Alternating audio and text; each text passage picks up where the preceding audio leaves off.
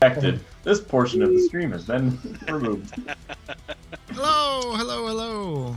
There's a female centaur. We're all gonna ride in the battle. Yeah, right. What goes on in here while I'm gone for those few seconds? Oh, you don't. Well, Some yes. some fanfic.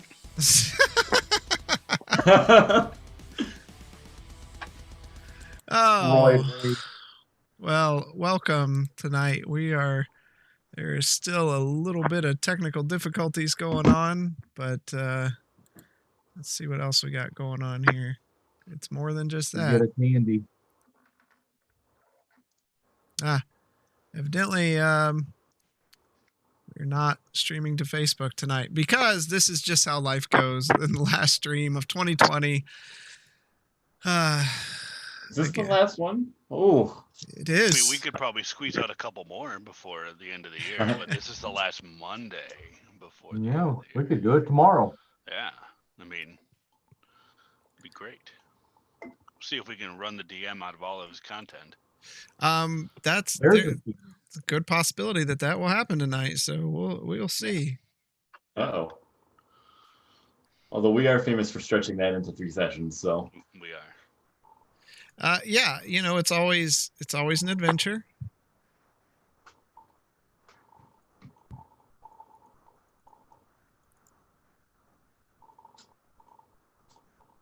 See who gets killed tonight.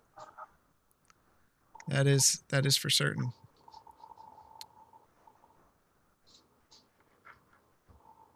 Chris, you got a woodwick candle going? Nope, that would be Zoramir. It is. I can hear it. That really? It is. Mhm. Yeah. I have it like, I've heard it the last couple weeks. Woodwick. 5 feet from my mic. Well, you're running that ultra super duper stuff. All right. Well, we'll get started here. Hope everyone had happy holidays as we jump into the rest of the story here with the unfortunate incidents from last week. Let's. Hey, running into a troop of Minotaurs is not an unfortunate incident. Let's get a little bit. Well, maybe not for you. For the rest of our ears. Zoramir. They all smell. You need a bath. If only Nemoria were here, she'd tell us about how much we all stink. Mm-hmm. Not anymore. Now Nope. she stinks. Worms. 1 second here. All sorts of technical things going on I've got to look into. At least you were nice enough to put her in the water, in the ocean. Yeah, so maybe Eastob can put a little statue to dedicate it to Nemoria. Yeah, since I was his first. Mm-hmm. Acolyte. It may be his last. Who knows? Probably. Yeah. All right. So last week. Rob comes in here as Eastob. Oh, yeah. Full pan.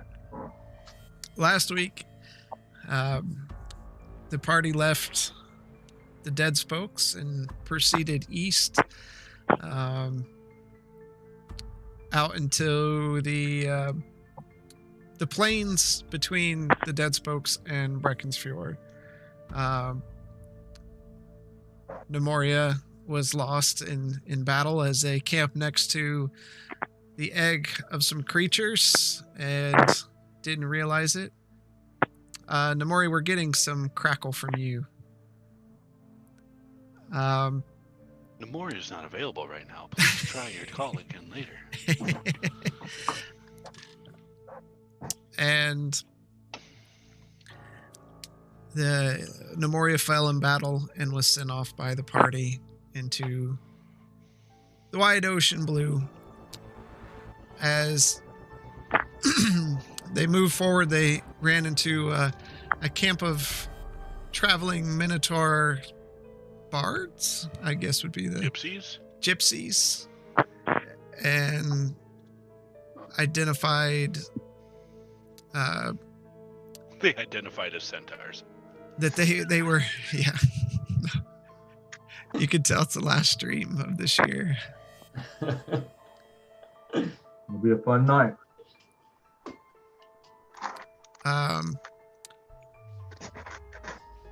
They let the party know that one of their own out searching for food had not returned in a couple days, and they were concerned about his whereabouts. And the party, tracking them, approached a beach where they saw a Minotaur standing on top of a rock.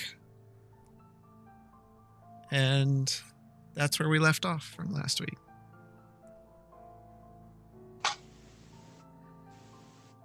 So, Does the Minotaur see us? Are we far enough away? Yeah, he turned around and looked at us. Yeah, he turned around and looked at you. Yep. So, I'll wave. Hi. He waves back. And you can see, if you don't remember, let me back up here some.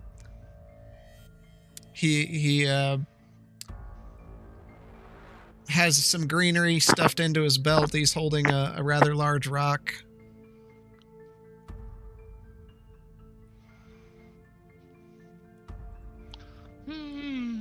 Can we help you? What is going on? Who are you? Well, I am Blaylock.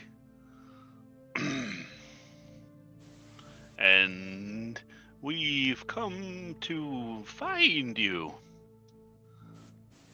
If you could excuse me for a moment. And then I'm going to turn around, and then I'm going to just make a little adjustment on my lungs. Okay.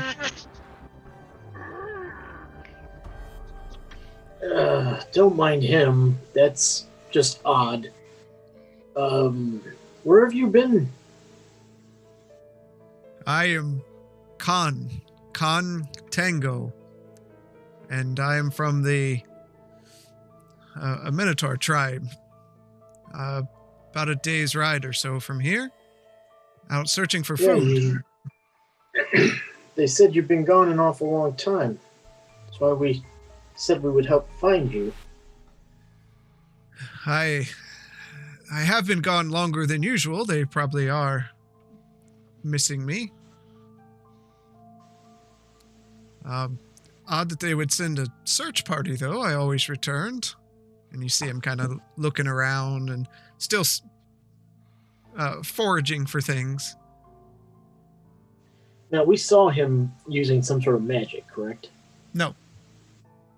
I thought you said he had some stone in his hand or something. He has what looks like a stone, a round stone in his hand. Yes.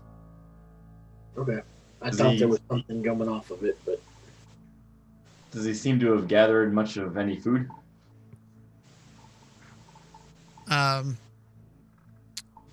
He's got a stone and he's got some greenery in his belt, but that's all about it. That's it. I've been gone for an awful long time to have, unless you're hiding it, not gathered much food there. Well, I found these, and he holds up the stone. It's an egg, and they are quite delicious. I ate one the other night, testing to see if this would be a sufficient food source for us. does it look like an egg? Yeah. I mean, not what you would see as like a breakfast or chicken egg, but No. I mean,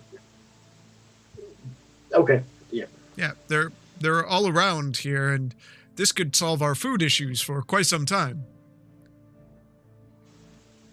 What creature does this egg belong to? I don't know, a delicious one, evidently. Find it peculiar that the parent of this egg doesn't come and protect it. Creatures drop off eggs all the time. Leave them. It's no big deal. I want an insight check. Okay. 16. He seems very confident in what he's found, and he's not trying to lie to anyone. He's nothing exudes that he's telling you anything other than the truth. Okay. I've been to a couple places on this island. Can I do a survival check to see if I've seen anything looking like that? Sure.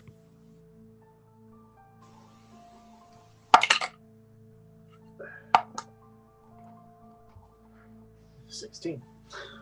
Okay. Just from looking, from what you can see, it doesn't look reptilian in nature.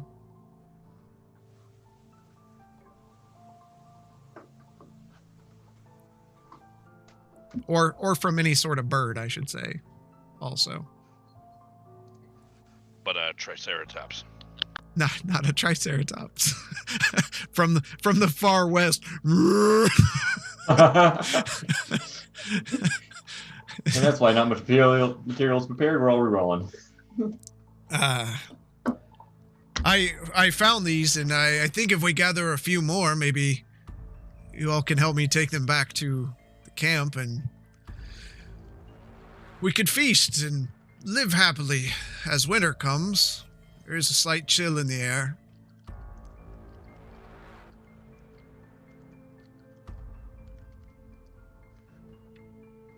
Well, we told them that we would bring you back if we found you, so that's the plan. Great. And he reaches down, and you see him pulling on another egg, and it takes some force, but he removes it from sitting on the rock and pulls it up. Let me gather a few more. And you hear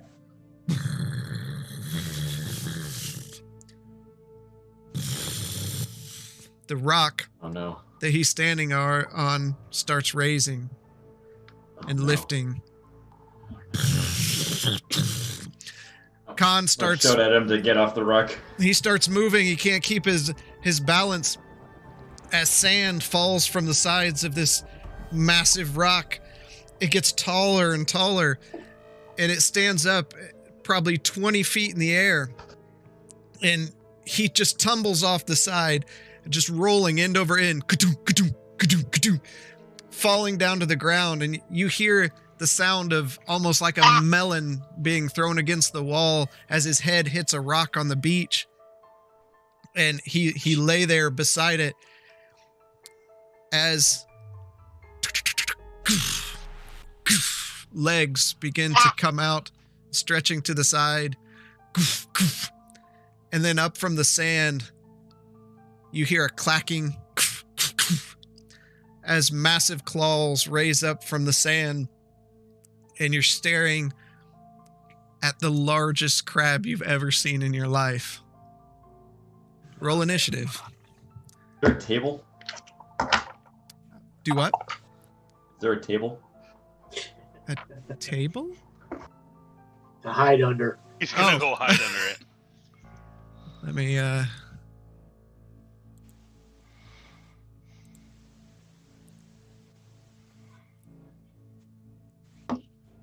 1 second here before we start. Oh,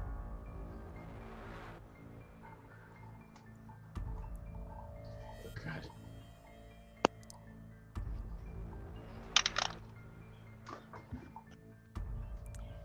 By the way, I'm pretty proud of this map. It's beautiful. This is massive. What is that? Oh, I'm not on mute. That's a big dinner right there. Is this the biggest creature we've ever fought? No? I thought the heart was pretty big too. But yeah, mind you, we fought like quite a few dinosaurs, Yeah. like a little dragon. All right. Blaylock, your initiative, please. 10.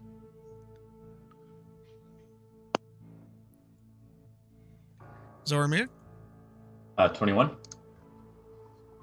Grayson, 18. All right. Zoramir, you are up. I'm gonna take out my crossbow, take aim, and try and shoot at one of its eyes. Okay.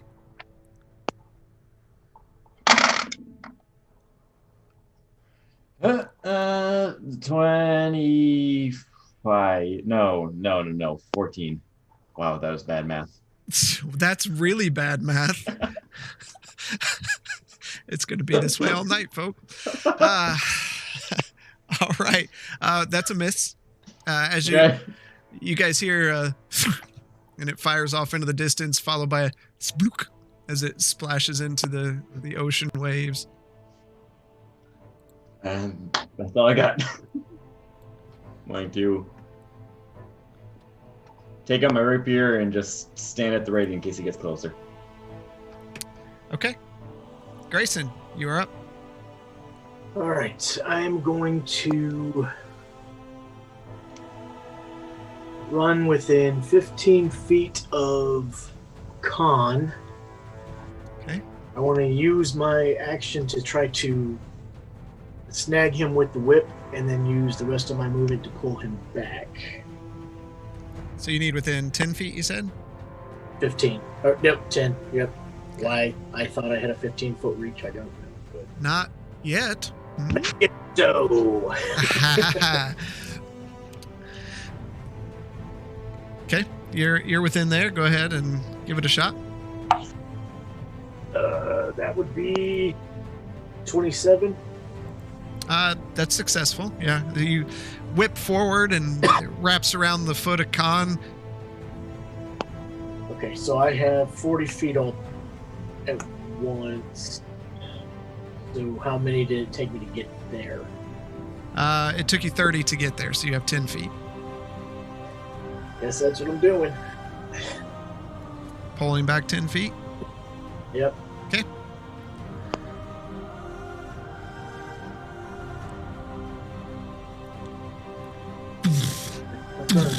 Attack of opportunity. He dies.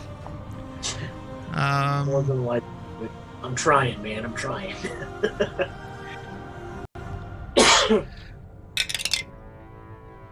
Okay. As the creature moves forward, its legs thrusting into the sand, it barely misses Khan as a leg comes down beside him. But it does miss him. And he's going to attack Grayson. Defensive duelist. He misses. And misses.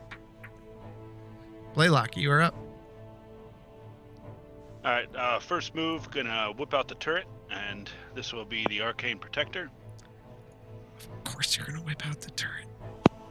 Of course. I never would just had... like to point out. Oh, good. I believe we just got done talking about pre. I know, I just didn't have it ready. I would like to point out that Nemoria has raised from the dead. Yeah. Oh, yeah, Nemoria, yeah. Nemoria comes back as an undead, like from the ocean that we just cast her in. She just teleported back. All right. Oh. All right. There's your turret. You throw it out. Yeah. All right, so that's action. Remind me, we can't move or do anything the first turn, right? He has, in essence, like a summoning sickness. You tell me, it's yours. Okay, well, because as a bonus action, I tell him to do something. Okay, so he moves as a bonus action? No, well, he can move and act on a bonus action. Okay, then go for it. Okay, so he's going to move over. I want to get him in range of Grayson is what I want. I want to make sure that he's in range of Grayson, so it looks like to the 5 to the left, 5 yards to the left. Yeah. Is he in range with everybody? What is your range? It is. 10 feet? I thought it was 10. Yes, 10 feet. Yep, he is in range of Grayson. Oh, beautiful. Come on, baby. That is, everyone gets 12 temporary hit points. Ooh, nice.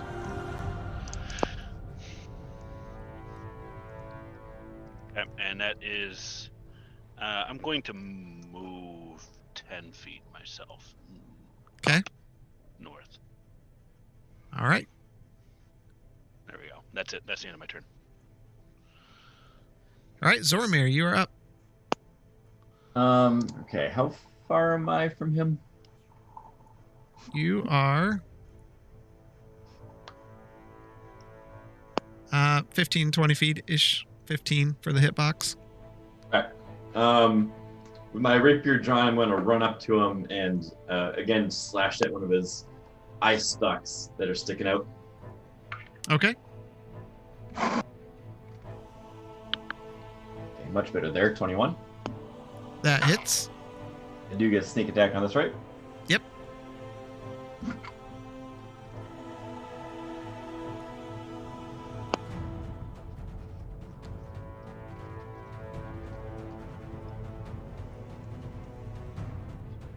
$28 points. All right.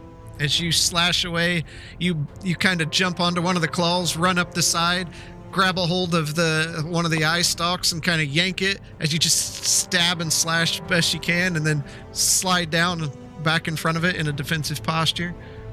Then I'm going to cunningly disengage back 10 feet. Let's see.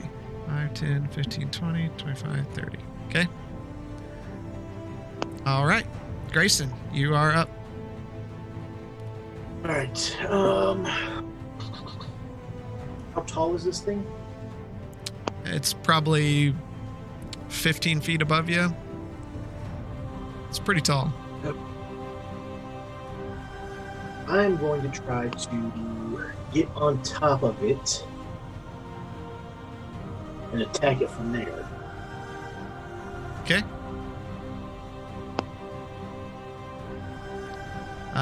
What are you doing with Khan? I'm releasing the whip. Okay, so you just kind of give it a shake and release the whip. Yep.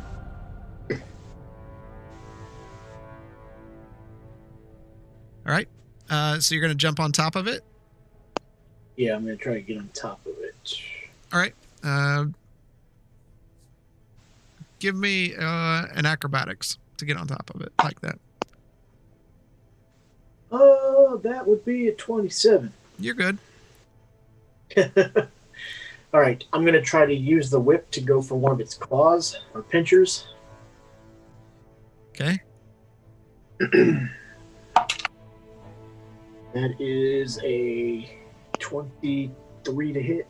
That hits.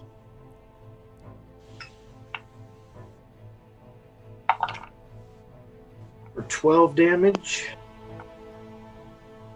And then I'm going to punch it, or punch down into it. Its shell. Okay. Nat 20. Nice. All right.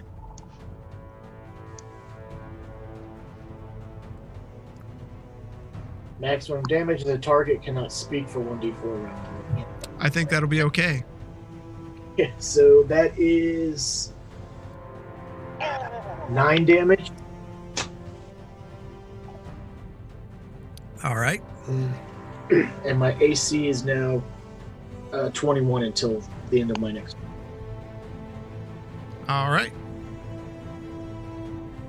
And that's my turn.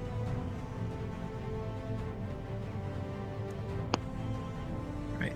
It is going to move forward because Zormir did that. I need you to, Grayson, to roll an acrobatics to stay on its back.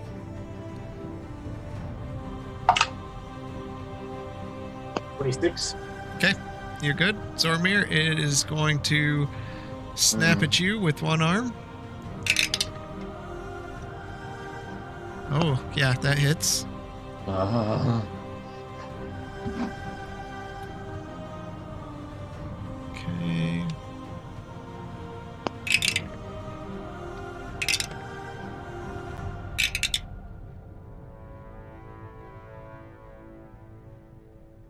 Hold on.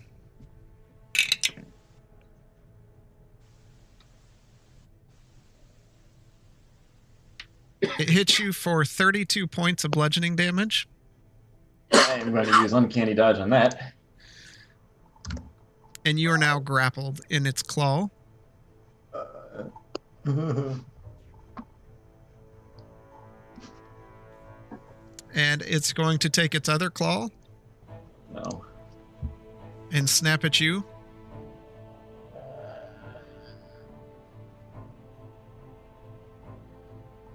Okay. And it hits.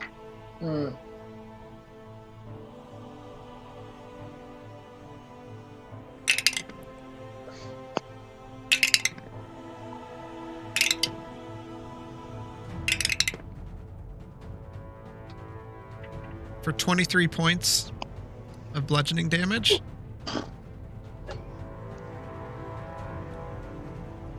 How do you always choose creatures that grapple?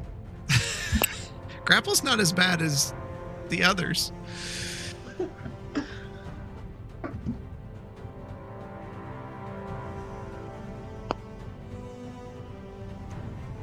All right. Blaylock, you are up. Okay. I'm going to. I'm gonna try Old Faithful here. I'm gonna take my gun and I'm going to point it at the crab, and then I'm going to attempt to reduce it. Okay. Okay. What are you doing with your staff? It's being thrown to the ground. Okay. Okay. The gun was just for dramatic effect. That's fine. All right, so yeah, I'm casting reduce on it, and it has to make a con saving throw 17. All right. Oh, it's good. Yep. After I saw that it was a con saving throw, I was like, "Yep, mistakes were made." Okay, and what's his name is gonna pulse. Okay. And, yep, he's gonna pulse. Good old arcane turret, and that is for 8. Everyone has 8 temporary hit points instead of 12, depending on where you were before. That's me. Yeah, except for Zoramir. Okay. Zormir, you're up. Yeah, that's the end of my turn.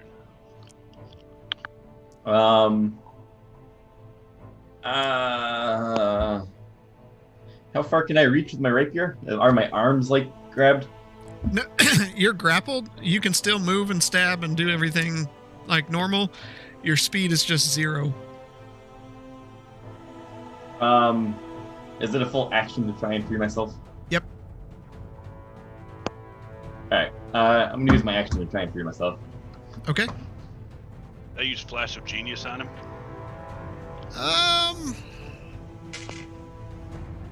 I would say no. Okay.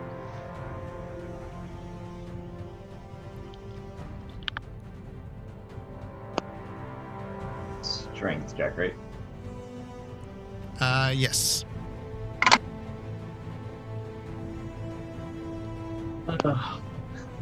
One, not natural. Okay.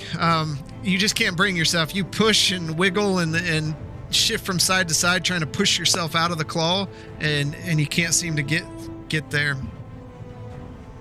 Alright, then I'm gonna take my rapier and reach out and try and slash at the other eye stalk. You can't. That was your action. I can't use that as a bonus action. Nope. Can I do it with my dagger? Nope.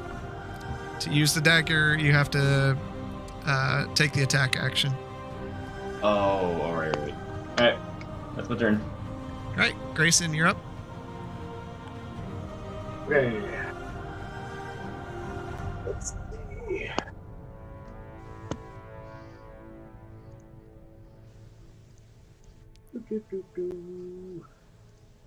All right. In with the whip. 20, not natural. That hits.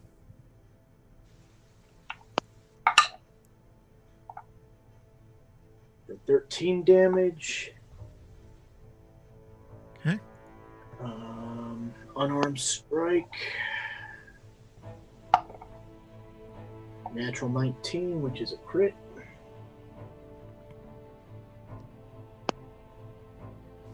Maximum damage, and you may make another attack with disadvantage against the same target.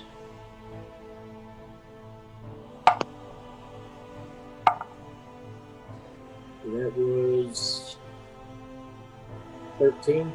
That misses. Okay.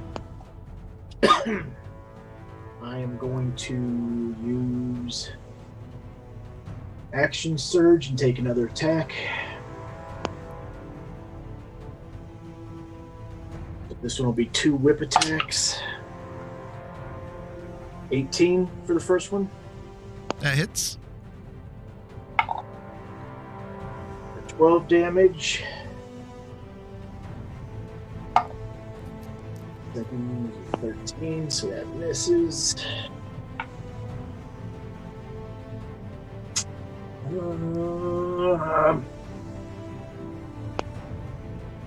Okay, that's my turn.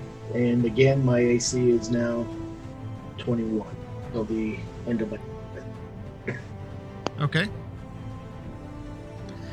The crab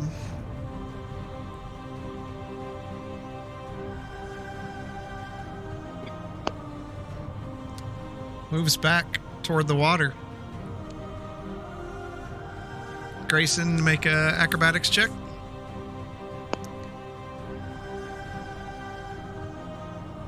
$22.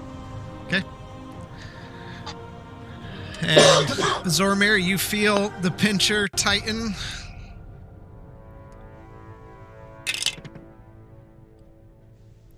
And natural 1. I mean, he lets me go. At a.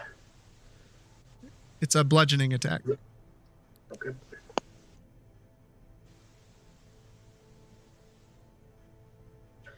If the attack was a kick or claw, your speed is reduced 5 feet for 1d4 rounds. Okay. So for 4 rounds, it's reduced by 5 feet. And he makes his second attack. Natural 20. Boy, that's scaled. Oh no! Is that on me? Yeah. Well, at least you're next to the ocean. Was this another pincher or a bite? It's a bludgeoning. It's the other claw. Well, good. I guess. This. You take double damage and you lose 1 attack on your next turn. Oh.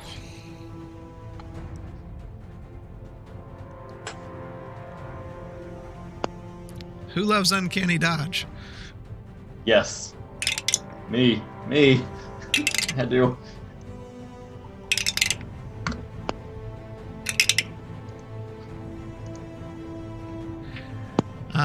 Wasn't bad. 32 points of bludgeoning damage. Wasn't bad, he says. Could have been way worse.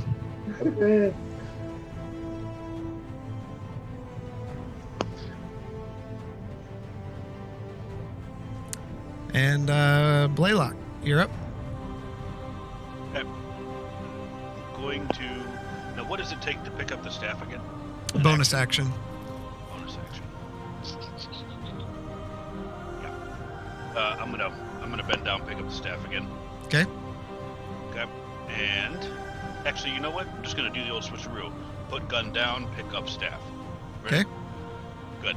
And then I'm going to point the staff at the crab and use Scorching Ray, 3rd level. Okay, last we said it was on Eldritch Blast. Did you switch it?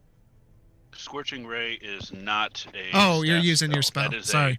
That is a super awesome Blaylock spell. I'm not used to that. Yeah.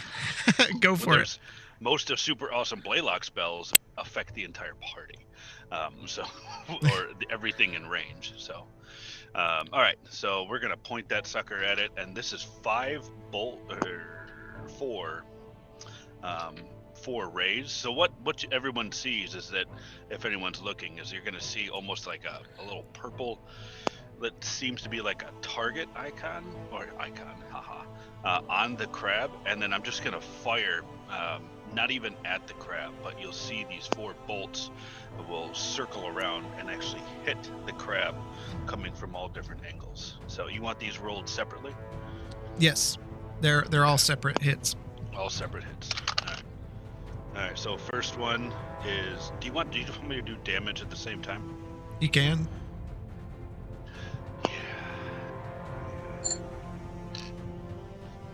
This is lots of damage here. Why have I not used this spell more in the past? Plus 1d8 for arcane. Do I get the arcane focus for each ray? You would. Which it's an extra 1d8. Yep. Okay. As long as is your arcane focus the gun still? No, it's been the staff ever since we got the staff. Yep. It switched from the gun to the staff. Okay, so the first one was 23 That hits. to hit, and then 6. That's 10 points of damage. Okay. Next one is 17 to hit. That hits. Okay, and that's 15 points of damage. Okay. Next one is 18 for 8 points of damage. Okay. Last one, nat 20 at 11 points of damage. Let's see what the card says. This is, magic. Double damage. So 22. Yeah. All right. As bolts come out from the staff, and it's almost like in slow motion as they raise up in the air and then slam into the side. The crab raises up, screeching Sorry, out Grayson. as parts of its shell blow off. Grayson, do make another acrobatics check as you're trying to stay on as it's raising up. 18. Yeah, you're good. And Zormir, you are up. I'm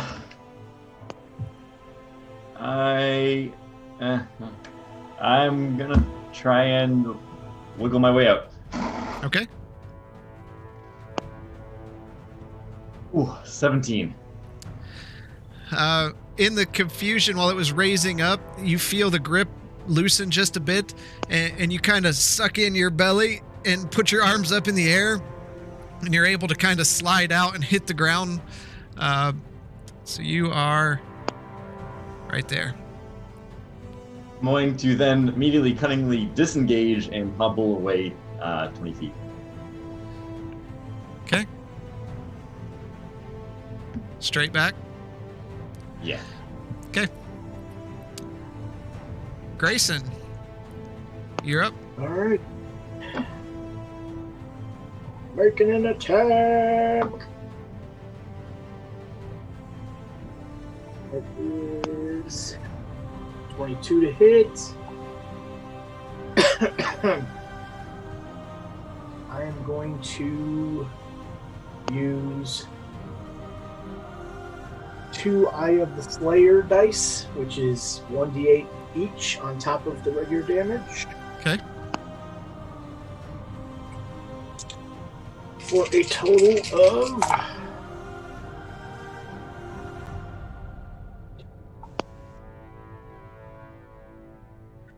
22 damage. All right.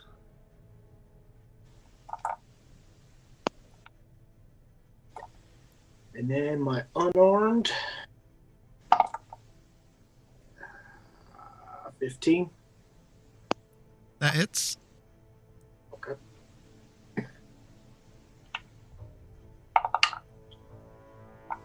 For 8 damage. All right. So you let out the whip and it cracks against the shell. Pieces start flying off. You try to start slamming it down into the pieces of exposed flesh underneath the shell. It cries out and screams. And in anger charges forward.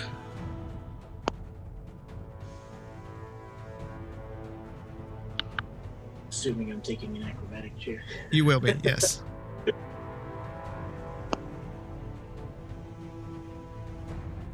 They're 14. 14? Yep. All right. You do fall. And you are prone. As you fell up on the rocks, and you take 2 points of bludgeoning damage. Why me? As it... Oh, and we got to roll for that. It almost steps on Khan again, but it does miss, and it's attacking Blaylock. Shield. And what's your AC now? Shield.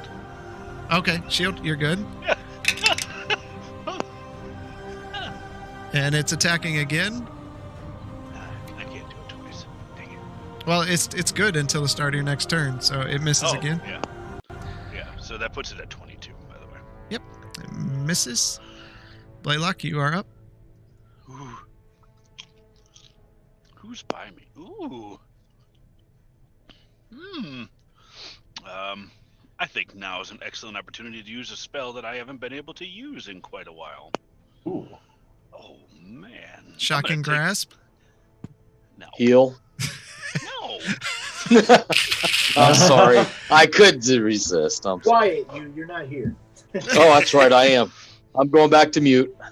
I'm gonna take my staff and I'm gonna grab it with both hands. I'm gonna jam it into the ground and use Thunder Wave, 3rd level. I know the turret is gonna be. It's gonna have to make a save. Yep. It's gonna have to make a save. What's the save? It's a con of 17.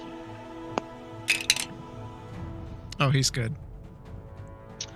Okay, on a miss, does it take half on a successful save? The creature takes half. Okay, so that's fine. I'll take that. So that's 4, 5d8.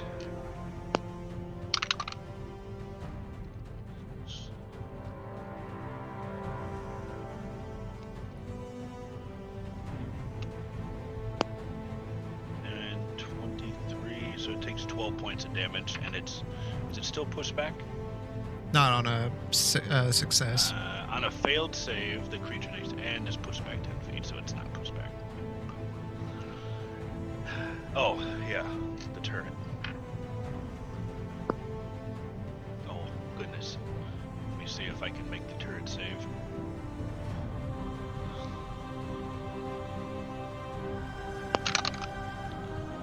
The turret does not save. It takes the full brunt, 23 points of damage, and is pushed back 10 feet. Okay. Zormir, you see the turret, and it kind of rolls in front of you and just stops, and you see its legs kick out and flip itself over. Okay. Bonus action. It's going to use. It's gonna pulse. Okay. So it hits just Zormir. Yep, just Zormir and itself. So that's 10 temporary hit points for Zormir and the turret. I will take it. All right, that's the end of my turn. Zormir, you are up. How far am I from him? You are 15 or 10, 15 feet. All right. Bracing myself and taking a deep breath, I'm going to pull out Venom Strike, charge at it again, and take a swipe at its other eye stalk. All right. Hopefully that hits. 27 to hit. Just hits.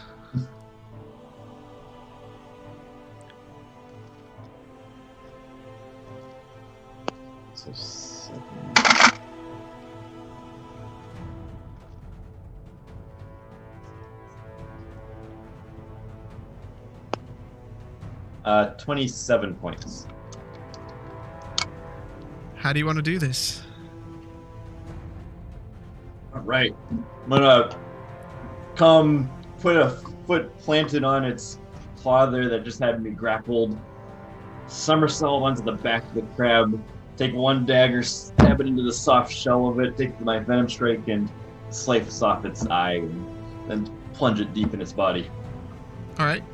So you run up, and much like a Legolas, you run right up the claw, up the arm, jump up top. As you do, you pull the dagger out of Venom Strike and thrust it down into the soft flesh. It screams out in pain and raises up, and as it does, holding Venom Strike with the blade going backwards, you bring the sword forward, cutting both eye stalks off of it. They fall down and run off. You then pull the dagger out of the flesh, put it back into Venom Strike, do a backflip off of the crab, and shove it right into where the eye stalks were coming out of, and cut all the way down. As you land on the ground in front of it, it gets up and its legs start thrusting. Grayson, I need you to make a dexterity saving throw. It kills you in death. 21. Okay. You roll out of the way as its legs thrust into the soft sand. As it's in its death throes, it moves around before finally coming to a stop and falling to the ground with a giant. The air stays silent for a moment as the creature lay dead. Look like seafood's for the dinner tonight. Dinner is served. Get up. Oh, my back. Oh, gonna feel that. Back. Great. My furry rear end. Grabbing my sides. I landed on a rock. Guys, thank nobody attacking the claw and getting me free. A little busy on top. Oh, first things first. I'm going to eject my lungs real quick, and then draw a rune on the little bags that come out, and then inhale them back in. Okay. Okay. Do that shit on your own time. Zoromir, you turn and see Blaylock, and he's like, and you see these sacks. He grabs hold of them, they're just dripping, and as they hit his hands, he takes a breath of air, writes Much something on it, better, and puts it back in, and just. Grayson, I think we have a problem with Blaylock over here. I think the creature got him. It's fine. Everything is fine now. How are you? I go over to Khan and try to wake his ass up. Okay. So you start shaking him, and after some time, you see his eyes open up. Oh, what happened? Was that an earthquake? He grabs the back of his head, and you can see he looks at it to see blood on the back of his head. Yeah, I think you pissed off the wrong creature. Those eggs you've been eating have probably been the babies of this giant freaking crab. Very curious Well, biology we have here. Crustaceans with eggs. Curious. They do have eggs. I looked it up. I'm unfamiliar with this type of creature. Bolts. He kind of sits up and he looks at you. Well, I guess it won't have need for the rest of those eggs then. Yeah, maybe we don't go for the eggs and we cut this baby open, and there's plenty of meat in that for a while. That is a good choice. How many of those can we get back to camp? That one leg could probably feed the camp for a month if stored properly. Put survival check. Yeah.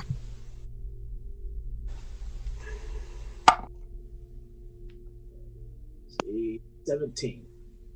Okay. That's to remove the leg? Well, he was saying how much. Yeah, I'll go with that. Yeah. I mean, how many do you guys want to take back? Well, I'm gonna lean down and grab one of the ice we've socks I got just picked up. a sack of awesomeness that could carry quite a bit of weight. No, I'm gonna look at Grayson. Grayson, we could fit quite a few in that handy little sack you have. Put 2 or 3. I suppose I can help fill up that sack. Yeah. Upon inspection. You can have whatever's left, Zoramir, to do whatever it is you do. How much of this thing I think I can fit in my bag? You could probably fit more if you emptied out the mess that's in there already. I scratch my eyebrows. There's no mess in there. Start walking towards the crab. I mean, these legs are as big around as Zoramir himself. I mean, these are big legs. I'm gonna bring the turret over in range and guide the turret over here to in range with everybody, and then he'll pulse and give us all some temporary hit points.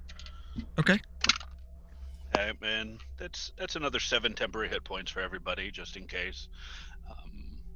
How is everybody feeling? Well, other than that rock hitting me in the back, I'm doing okay. About as good as somebody can for being in the pinchers of that great beast. Can I do a medicine check of Zoramir? Come over here, Zoramir. Sure. Gonna do something weird with your lungs, are you? Something weird with your lungs in a minute. That's a 13. Blaylock reaches over and sticks a big meaty finger into your mouth and holds it open. He's looking in there and pushing the top part of your head back. Big old fat Minotaur finger into that little hobbit mouth. It's like the whole thing. What are you doing? You look fine. Look like a doctor to me, Blaylock. Well, we should take some time and harvest as much as we can from this crab for your troop, Khan. Got 3 legs, right? Is that what we're doing? We're just making off with 3 legs? Since you're fucking huge. Yeah, no, I'm just... They're big. Yeah. Hey, this is an A and B conversation between me and Khan, okay? You can see your way out. Ouch! You can carry You can carry the rest. All right, so you're breaking off 3 legs? Yeah. Okay. Who's carrying what? I'm gonna try and wrap my arms around one and try and lift one up. Make a strength check.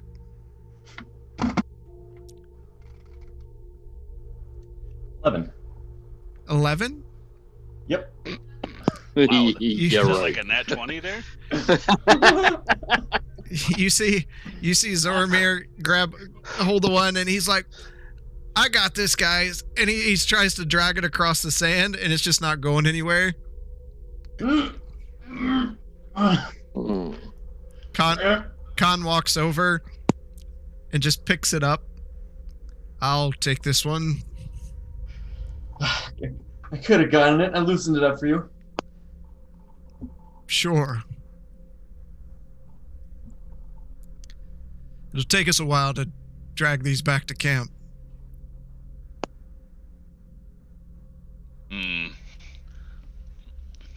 I would like to test out something. I'm gonna try with that newfound strength from my latest infusion. I'd like to see if I can carry as much as I can, maybe a leg by myself. Okay. Roll it up. All right, this is strength check. Yep. Strength check. 22. You see Blaylock just lift one up, kind of place it on his shoulder, and wrap one arm around it and start walking down the beach with it, which is odd for Blaylock. Amazing. This is quite Really goes the on. enhancement.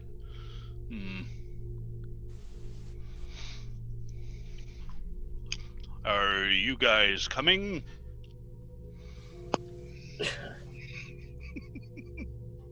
Guess we'll be moving. All right. Beforehand, I'm gonna walk my happy Minotaur rear end over to where I put the gun on the ground, and I'm gonna pick it up.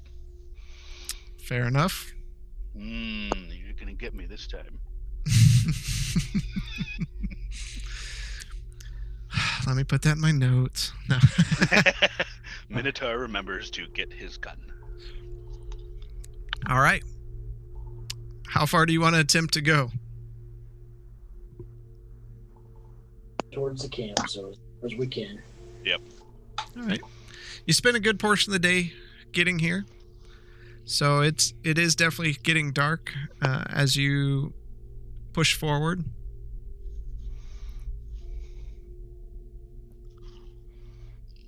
Do you want to push on through dark or? Yeah.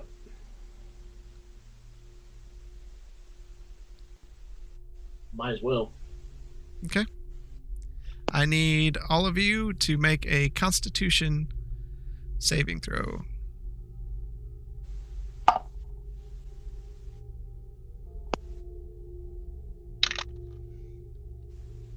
$18 for Blaylock. 25 for Grayson. Okay. 17 for Zodomir. Okay. So you push on through, getting tired, sweating a bit, but pull through.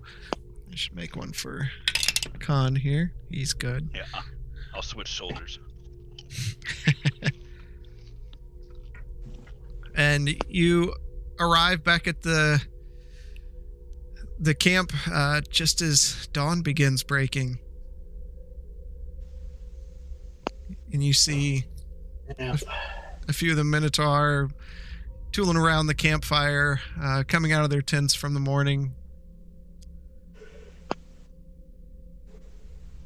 Khan runs up and, Blaylock! Blaylock! We come back with much food! And he turns and looks. Well done! As they motion to set the legs over the side. What manner of creature did that come from? Looking at all of you. It was enormous, and I hold out my hands and make pinching motions. giant crab. It had me grappled by the waist. You're lucky to be alive. They've been known to take their prey and drown it and eat it. It's no help to these guys. They just left me for dead in the claw. I had to wriggle my way out. We were curious that if it snapped you in two, whether we would have two Zoramir. Oh, two Zoramir. I like the sound of that.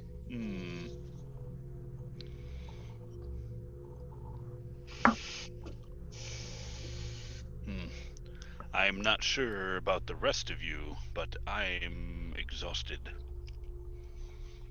Yeah, I could definitely go to sleep.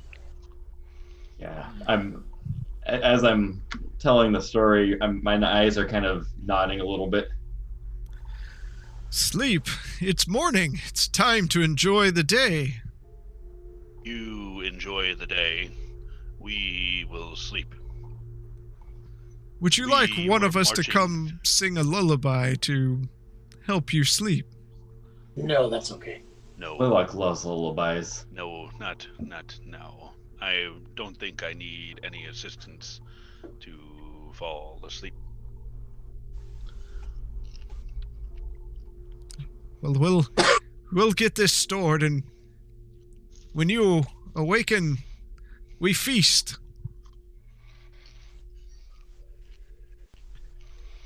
So, Yeah. It's fantastic. DM, what's GM? What's the or DM? What's the minimum amount of sleep that we can get without like hurting ourselves? Is that 4 hours, or do we need the full 8 or whatever? I could use the full 8. I mean, it depends on what you're planning on doing next. You could Yeah. do a short rest, just a couple hours, a series of short rests, essentially. It's not going to be too exhausting, but 8 hours is preferred. Okay, that's all. Yeah, that was just curious. Okay. Taking a long rest. We're now sending our sleep all out of whack. We're gonna be awake at night. We're gonna be like sleeping during the day. It's gonna be like true Dead Spokes time. Oh gosh, this again. Yeah. Doesn't happen. Okay. We can adjust. So going to a tent. go into a tent where you stayed before, and you all kind of look at each other with a face of, how do we keep getting ourselves into this kind of situations? And Hey, Blaylock, what was the deal with those bags on the beach? You breathed out, and I'm just gonna fall asleep. you see Zormir just dump down. In true, I will give you a answer that you may be familiar with. I don't know what you're talking about, and then I'm gonna fall asleep. Touche, good sir. I don't know what either one of you are talking about, and I fall over. You all fall into a He peaceful doesn't rest. even need the flash today. He's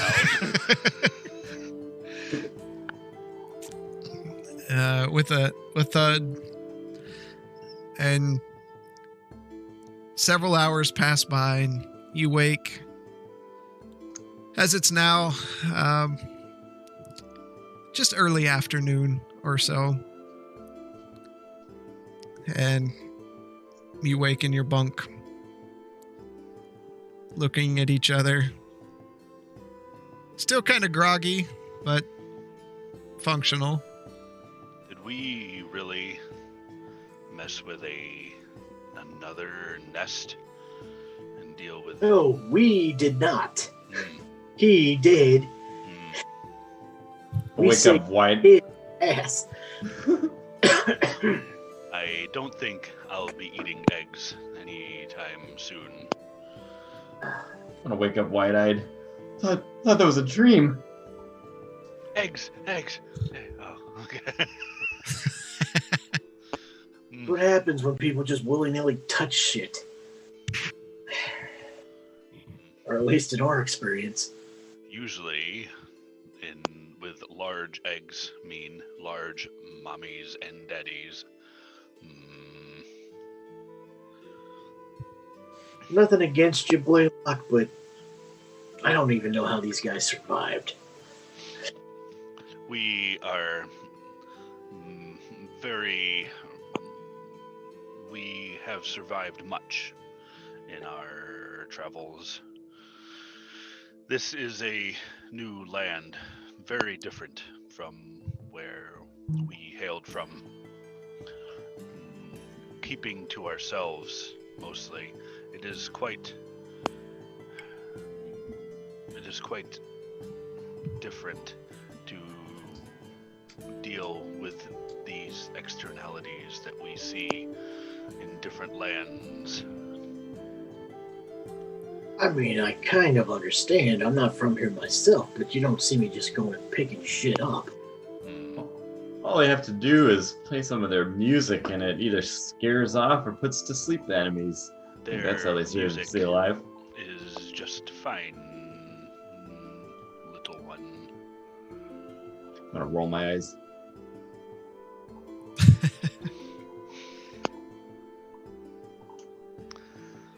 Okay. They are quite fortunate to have survived a shipwreck and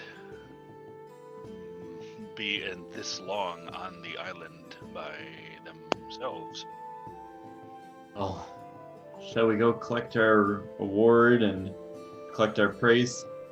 A Or reward. we weren't getting a reward. Yes, We're- we were just. We just saved that man's life and fed a town. We're getting a reward for this? No. I offered our services for letting us stay at the camp. Yes, the reward is a roof over your head to sleep, where you're not getting it bit off by the local wildlife. I didn't know that. This whole thing wouldn't have been worth it.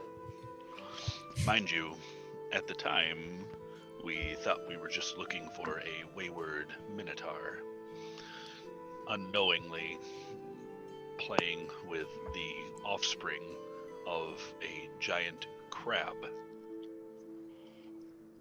Yeah, who knew? Like that creature would be laying there in the shadows, shadowy waters. It is very curious why they would leave their eggs in the open like that. Did you see it? Well, It didn't have a whole lot. it probably doesn't have many predators, that's No. for sure. It takes care of business.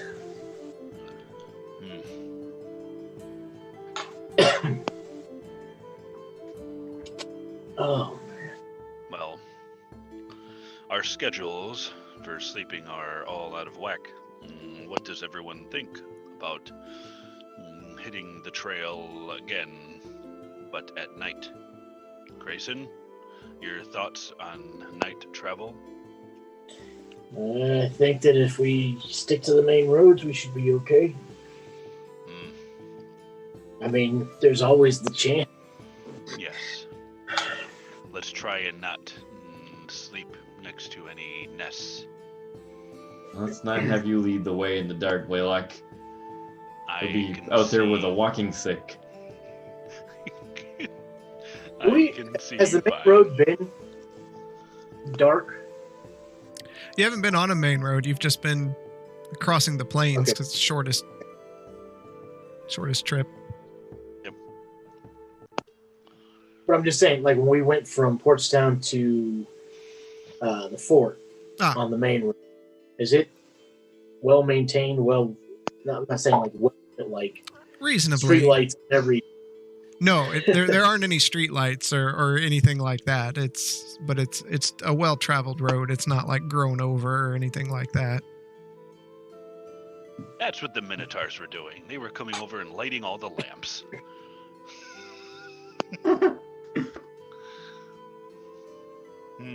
Well, should we get at least a meal out of what we dragged here before we take off? That is an excellent idea.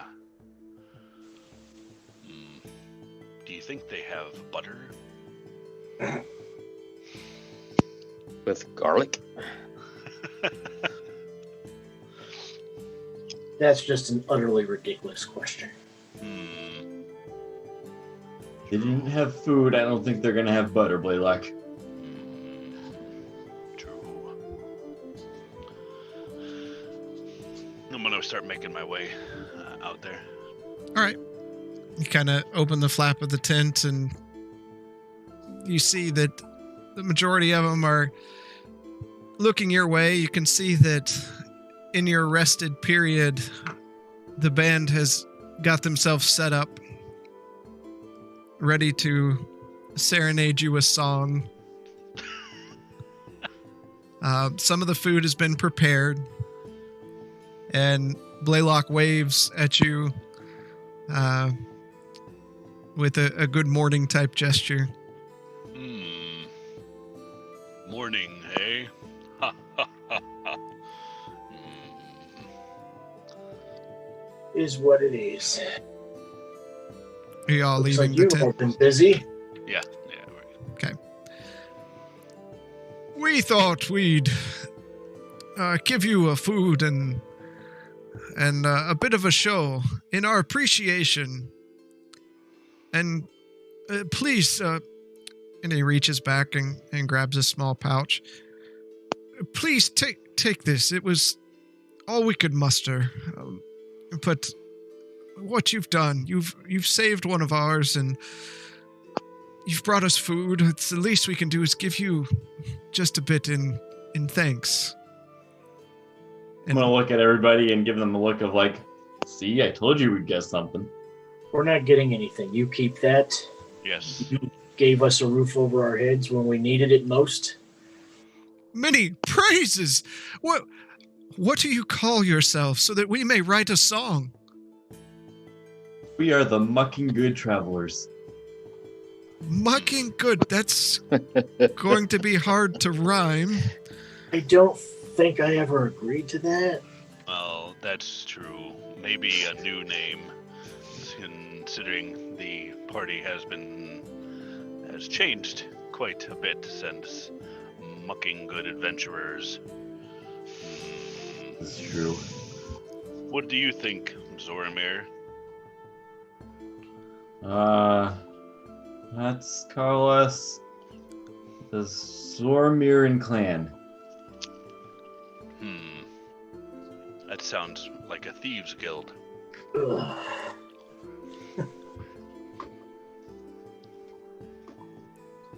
Yeah, I don't think that's... Yeah, no.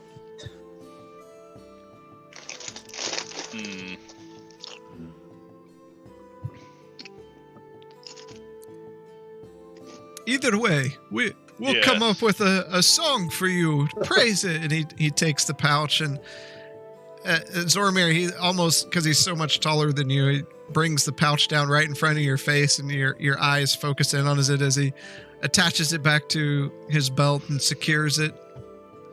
I like half reach a hand out and then retract it. And you see kind of a half-hearted Grayson kind of slaps at your hand. He doesn't hit your hand, but just kind of like swatting you back a bit.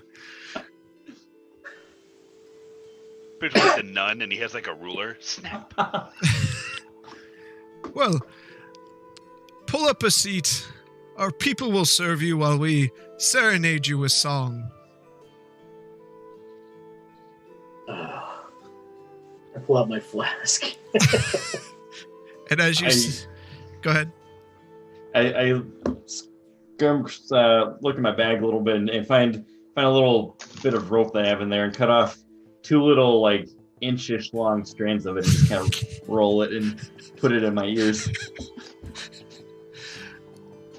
As you all sit and prepare, they bring you food, and you can smell the freshly cooked crab meat, a few herbs and things off to the side, and you note that this is probably a pretty big meal for them to be sharing with all of you. And they drum up the drums and start on the lute, and Blaylock begins singing, and it's awful. I rolled a 5. It's Where was that during combat? Right. Yeah, it's pretty bad. But they sing to you for 30 to 40 minutes, song after song of their travels across the sea, to their journeys here, to their homelands, a little bit of everything.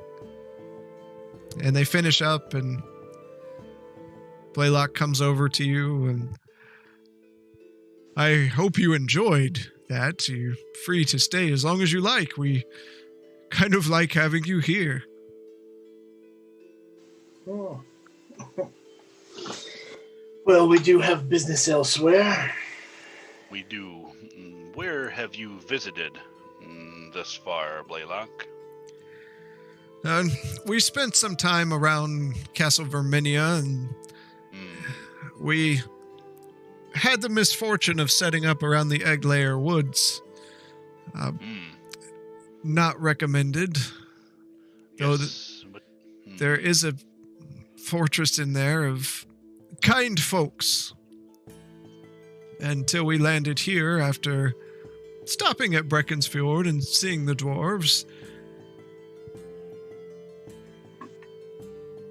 We like it here. How are things at Breckensfjord? It seemed good. It's been a while since we've been there, but they are busy folk.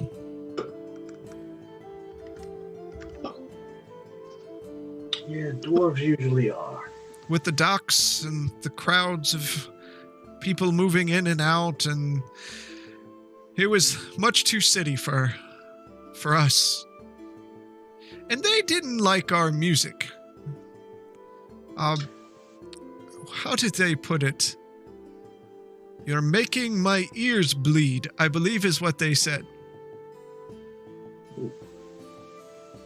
How much are they? They're not connoisseurs of good song. It may be that they're unfamiliar with our type of music. Maybe since you will be here a while, getting to know their music and adapting. I don't believe the dwarfs have a music outside of drinking ale and belching.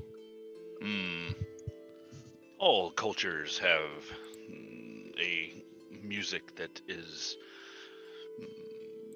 relative to the area. Have you visited their local inns? We didn't stay long. Well, I recommend it. Now, we have been to a few places around here. Where are you planning to head? West? South? We'll stay here for a while, but you did mention Portstown, and you made a lot of us quite curious. It's a nice area over there. Portstown, yes, it has changed quite a bit. As the name states, it's a large trading city from all around. So many different nations come there. So you will be a little more well received there in that environment. That is good to hear, friend Yes, Blaylock. Seek out the mayor of the city, King. Ah, sounds like a friendly sort. He is. And if you visit the inn, don't eat the cupcakes. And he looks at you with a puzzled look. Trust me. Cupcakes. Yes. Okay. Don't. He's far away from the cupcakes. Yes. They are quite tempting and delicious, but have a nasty side effect on all those who eat them.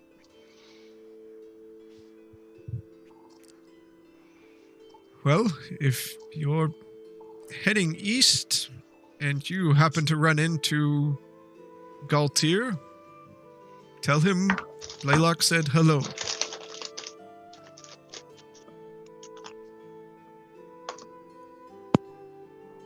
Is he who is Galtier? He is a friend. Oh, good. it will be nice to seek someone out there when we first arrive. He a Minotaur as well? Oh, no, he's more like this one here, and points at Grayson. He's human? Yes. And he's living in this dwarven city? No, he was more east, toward the Egglair Woods.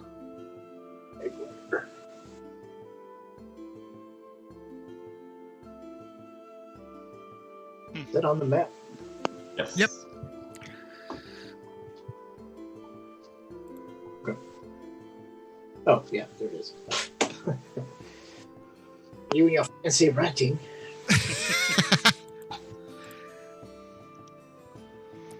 Well, if you do head west, try and get to know the people and the culture there, so you can have a better grasp of the music that they may desire. Think on sea chants. Sounds like a great idea. Yes, picture yourself on a boat, swaying back and forth. And I have a sample of some of the songs that that I heard at the docks. Would you care to hear that? Sure. And he motions for the rest of them to come up to listen. While on the sea hear the terrible roaring, see how the boat of my life rolls away, in fear of death and in deepest of anguish. Lord, hear my prayer, watch my soul on the sea. I have no strength left to aid on my journey. Help me to reach that fair land past the sea. Help me to travel to my native country. Lord, now I beg you, have mercy on me. Think of the sea. Try a D minor when you go there, and that may help you be a little bit more pleasing to their ears. And they're just in bewilderment. They're looking at you. Are you sure you don't want to stay? Music was not one of my strong suits. My mother was much better. She wanted me to seek that route, knowing that I was no soldier, but I sought the arcane instead. But still have an ear for good music.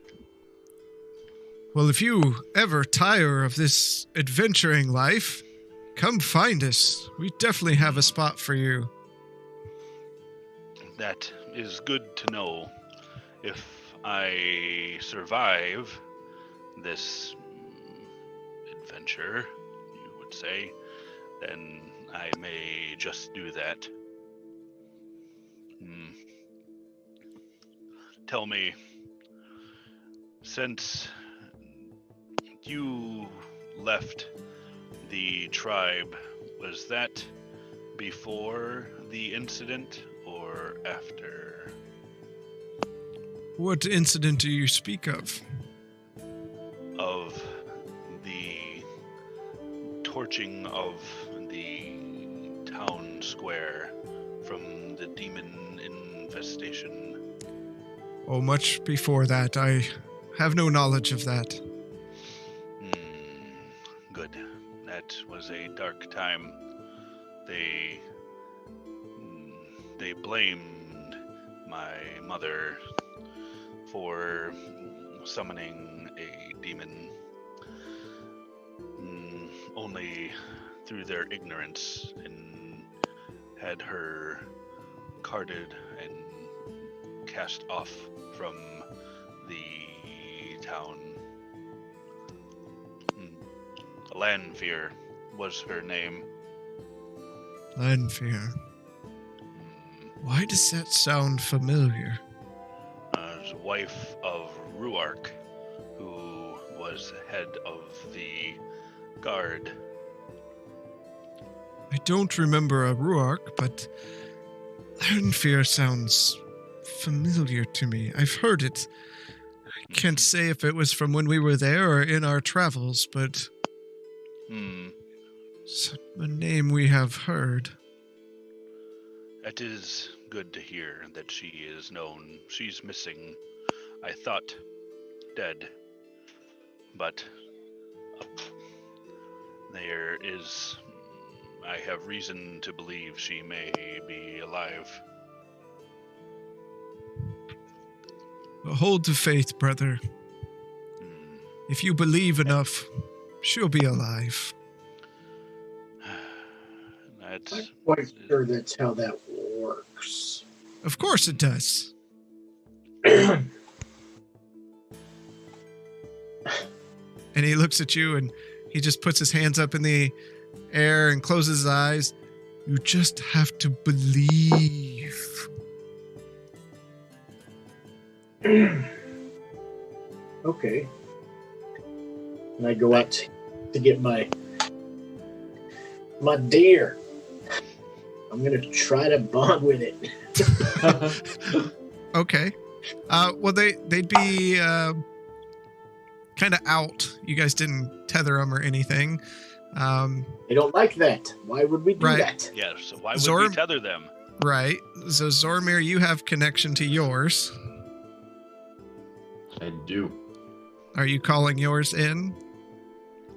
Yeah. So as Zormir calls his in, the other two follow, as they are herd animals. And you grab hold of the reins and try to bond with your creature. Go for it.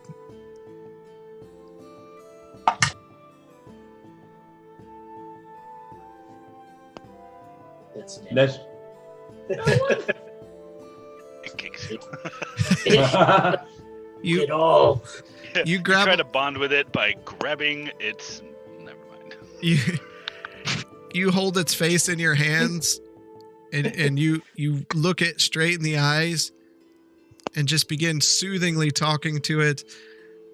And yes, you're a good boy. Yes, and it just looks at you, and then just a big lick from the chin to the top of your forehead, just. But it just looks at you blankly. Zoramir, I'm not sure how you grew such an attachment to your steed. I'm gonna look at mine, and I'm gonna try and do the same thing. Try and mirror what Zoramir did from when he was able to bond it. Okay. Yeah, how you are what he's been doing, how he's been acting over the past couple of days. I'm gonna use Flash of Genius and try and see if I can bond with it.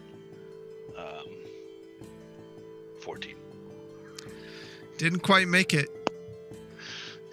Oops. I don't get how you two are so bad at this. And I'll show off a little bit and walk up to my horse or my Telsa hen and make eye contact with it. Just kind of nestle up to it, and I'm gonna. Oh, I should have thought about this beforehand.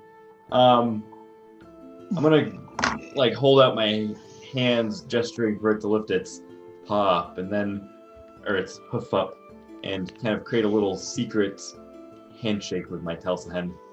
Okay. So it raises its hoof up, just as you instructed.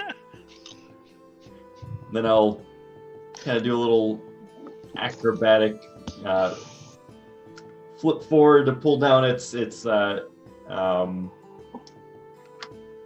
rope ladder as it kneels down so I can get up on top of it. You climb up there on top and puff your chest out and look down at everyone else. Easy, see?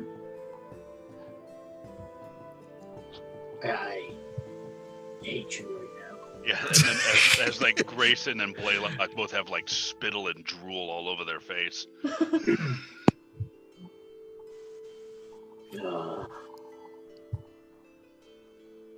Well, Blaylock, as I mount my not very nice steed, it was a pleasure seeing all of you.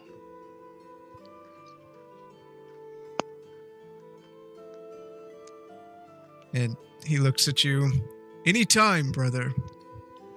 Anytime. And they begin striking up another song to play. Oh. D minor. And you all hear in a low voice a new song begin to belt out as they strike up the instruments.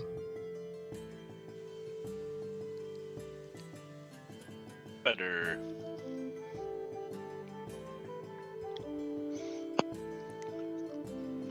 Well, Grayson, the guide. Start heading out towards the main. Okay, heading toward Breckensfjord. Yep. All right. You ride for hours, kind of coaxing your Talsahin to move quickly to get to a civilized destination. And just as dusk begins to settle, you see the mountain in the distance grow closer and closer as the temperature gets colder and colder. You can see your breath in the wind. And you approach the city of Breckensfjord, a massive mountain that's been carved flat with a huge gate that was built into the side of it, covered in snow and rock. Stone pathways lead downwards from that gate to a dock area below where you can hear a mix of seagulls and shouting as people frequent the docks. You hop off your Talsahins, I would imagine. Yeah. I'm gonna prance mine around them before I get off. Having to do a little like showboaty prancing moves, and then somersault off. Does its high steps around the group, and then Zoramir flips off and lands with a bow. I trip him. Grayson trips you up, and you stumble a bit. Give kind of a sly look at him. That was unnecessary. Wasn't it? As the Talsahin take off into the prairie, and you head toward the gates of Breckensfjord. As you get closer, you see the gate itself is wrought from iron and copper and hangs there with hints of green are formed from the old copper across the image of a massive hammer that's been beaten into the gate. The gates are wide open, and you're greeted by a hello by dwarves and humans and all sorts of manner of races as you stroll outside the camp. Small stations are set up all around this main road as you're heading in, selling various wares outside of the city, and it seems like the whole area is abuzz with activity. Looking closer, you notice you see dragonborn and lizard folk and elves passing in and out of the city. It seems like a very busy place. As you're walking, you run into there's a small halfling that runs into you, Grayson. Oh, excuse me. Just watch where you're going. Well, I have a question for the three of you. Have many of you been you've been around here for a while? Just made it ourselves. Well, where do you hail from? You have to have a place you hail from. What is it to you? Well, I have a proposition. I think you yourself are spending too much money. I would like to see if you are interested in changing your oil supplier for your lanterns. We sell our oil supplier for your light source. I jump into the side. Evidently not interested. You, sir, the tall, hairy one with the one horn. Have you thought about changing your oil supplier? Our oil burns clean. You get a brighter flame to light up those dark nights. And what type of oil is it? Well, it's oil. It's the finest purified oil. We use fats from the greatest creatures and natural earthen oils to make a blend that's fantastic for lighting your home. And you, halfling, you know what a struggle it is being small like ourselves. We need lots of light so that we can see where we're going. Have you thought about changing your oil supplier? Just stare at him, look down at my rapier, look back at him, look at the crew. You would be too easy to pickpocket, and I'll walk off. Well, that's kind of rude, but that leaves you, big hairy one. What do you say? What do you say? A deal today? What? I don't have any oil. No oil? Then you are, my friend, you are in luck because I have plenty of oil. Really? What type of oil? Well, the kind you burn in a lantern, of course. You don't seem very knowledgeable of the oil that you were selling. Well, who gets into specifics? We have... You do? What would you like to know? It's the fats of some of the fish and oil that is processed from the fish down on the docks, and we have some of the heavier creatures. We process that, and then the dwarves always find natural resources that we can blend in that just gives the best of flames. Are we going anywhere with this, Blaylock, or should we just move on? I will be with you in a moment. I can catch up. I am mildly curious about this oil.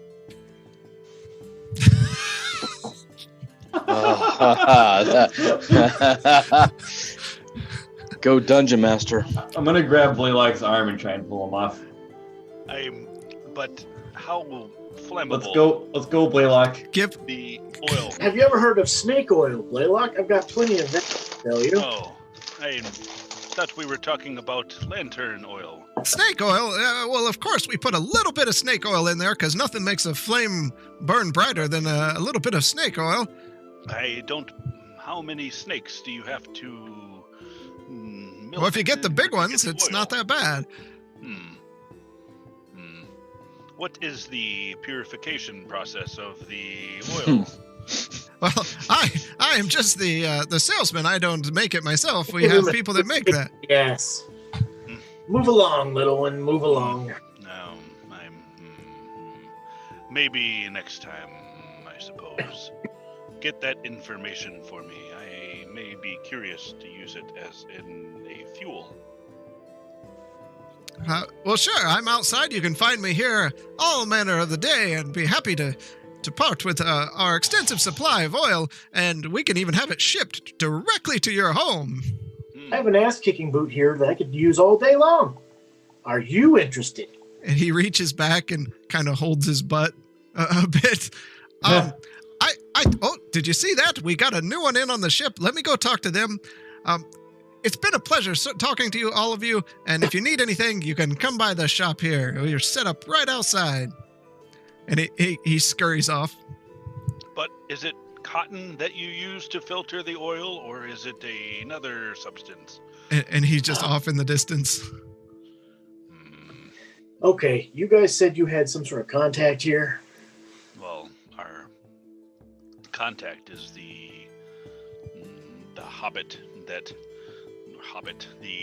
the human that was referred to us by Blaylock. No, it isn't. What? He said that guy was in the forest. We're in Breckensfjord. You guys said you had a contact here, a dwarf. I got you here. Where's your contact?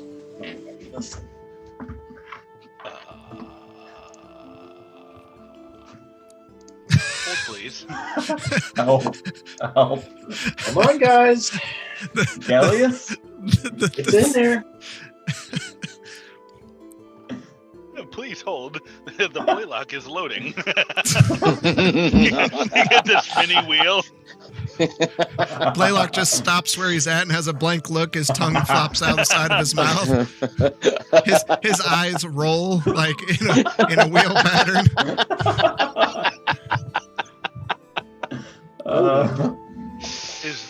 Is it Hunkle Stone Splitter you're speaking of? I don't know. I've never met the dwarf. Gallius. No, it's not Gallius. Okay, guys. There's only one dwarf on this list. There is, and it's Gallius. Dwarf, red hair, green eyes, resting sad face, and sleep deprived. I wasn't there when you met him. Scar was. Yeah. Is it Gallius? It might be Gallius. Oh, it's That Gallius. was before my time. Yes, it's clearly Gallius. We should look for Gallius.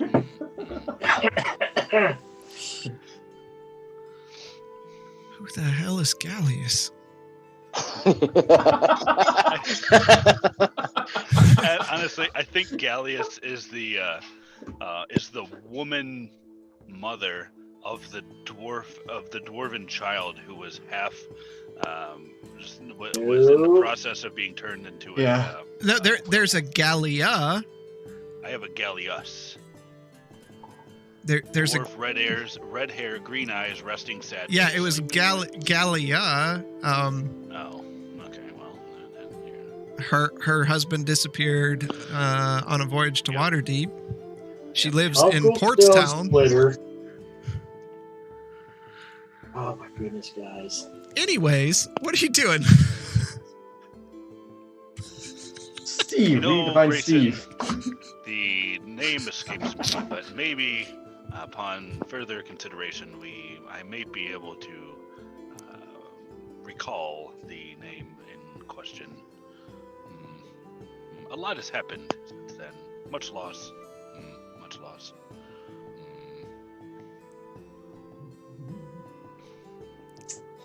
Okay.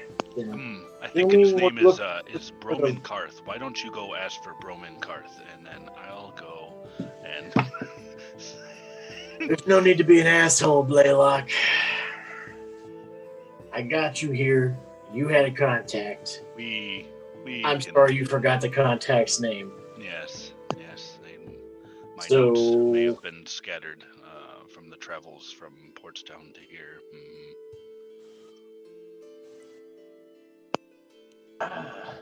Shall we find an inn then? Because it seems like this is going to be a long. Yes, that is a good idea. All right. Now that we've got that taken care of, I think you head into the city of Breckensfjord. After all these times and tales. And give me 1 sec here. Because this does not happen quickly. AFK for a second. Yep. You see... Philvin Elvercatch. Was it Philvin Elvercatch? Now Blaylock's just like spouting out names that he's been recalling over the past.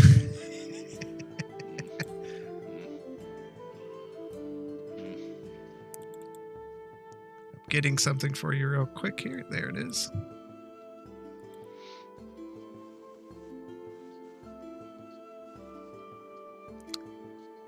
as you enter in, you see a fluster of activity, people moving back and forth amongst the buildings. In the town. The whole town on the inside of this cave-like area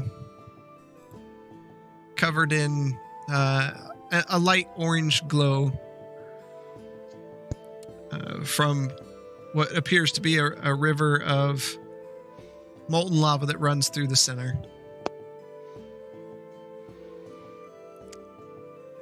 And as you stand there, kind of looking around, trying to figure out where you're headed, and you hear a "Hey!" behind you, and you turn and see a dwarf with a long black beard, two braids down each side, bald head, a massive scar crossing the top of his head. "Oh, I didn't think I'd see you out this way." As Hunkle Stone Splitter walks up to you.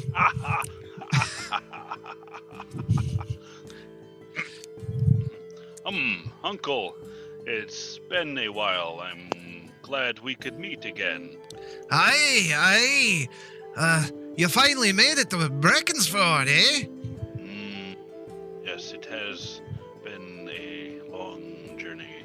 It must be. Where's that mangy dog of yours that Noah? Where's Scar? He Passed away. No. He is trying to mend the Knoll clans together. Oh. Over Yeah, unfortunately, he's still alive. Yes, You don't say. How'd that go? I heard all sorts of things. It is going better. It almost ended poorly with a tribal war. However, thanks to the efforts of Scar, and he was able to help bridge the gap between the tribal clans. Fantastic! Where's the lass that was with you before?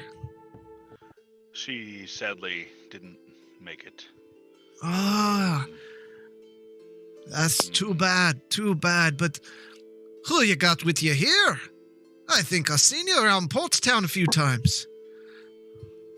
Yes, maybe the alleys. I don't know, how often were you in the bar? Laddie, I'm a dwarf. I'm always in the bar. That's right. You're the one that got in a fight all the time. Wouldn't say all the time. I would say all the time. Some wallopings you took, eh? From time to time. So you end up with this rabble, huh? Well, they do pay me to walk them around. Well, things have been going quite good for old Hunkle. Been taking our ships from here to Portstown. But we have run into a bit of a problem.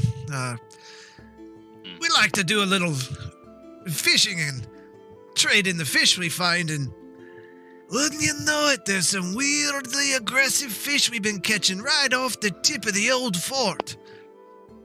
Angry Any they crabs? are. What was that? You caught any crabs out there? No crabs, just really angry fish with teeth. You bring them up, they bite at you.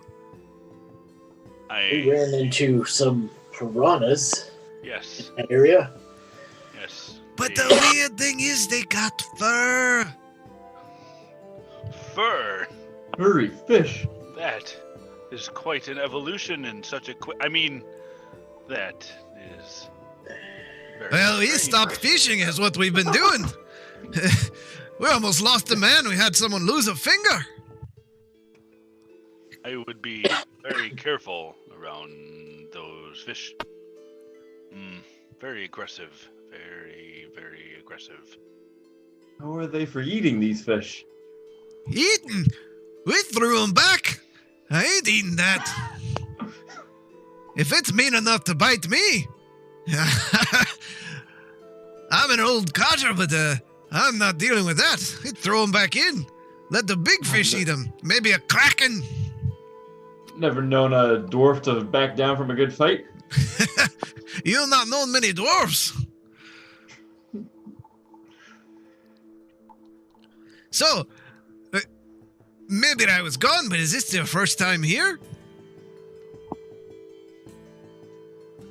Oh, it is my first time here, Zoramir. Been by It here. was my first time. I've been by a couple times, but I've not actually dipped in. Well, all the splendors of dwarven anything you can find here. If you're looking for a nice place to rest, I would say look for the Cozy Beard. A nice drink, though busy. Head on over to Pass a Mug. And I That's think the mug, you say.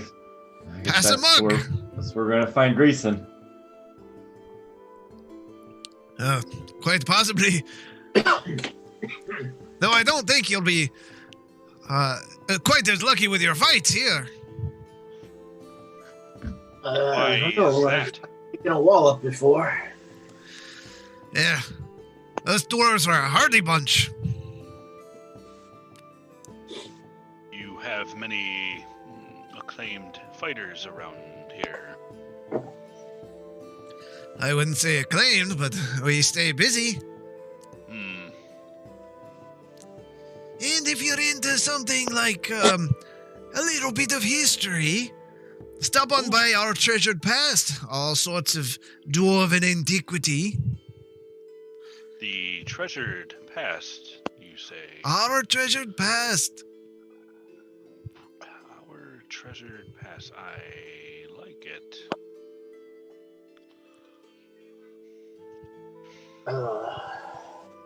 So we're planning on going up into the Ice Flame Peaks at some point. Balls as Nice. big as Pretty- boulders you have, I see. I'm pretty sure that we're not dressed for that in any fashion. You'll be looking for Arachne at the braid. She's our local tailor. And any armorers? You can look up old Gutstock at the Adamantine Hammer, but he's a grumpy old cut. You said the braid was run by who? Arachne Longbeard.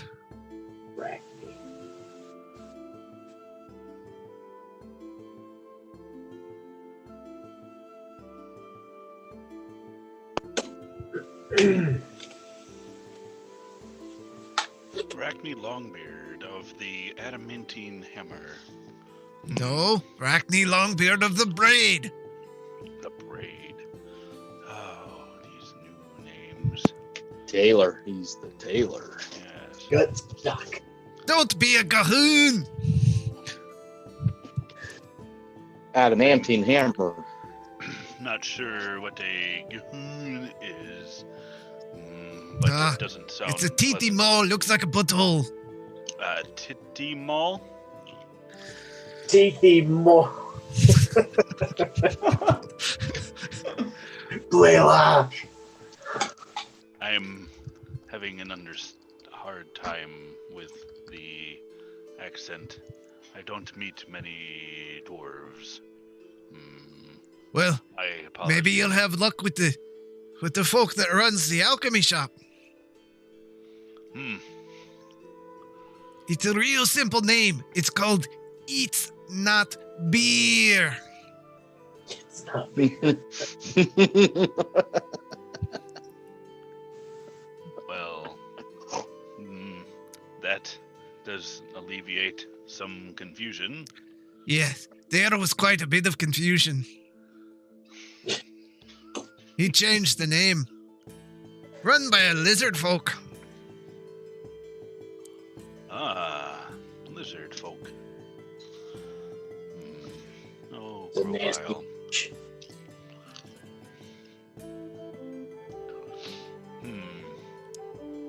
Interesting that we should meet more lizard folk surrounded in a town with a river of lava going between it. Maybe, but I do have to be getting to my ship. We're leaving port soon. Where are you headed? Back to Portstown.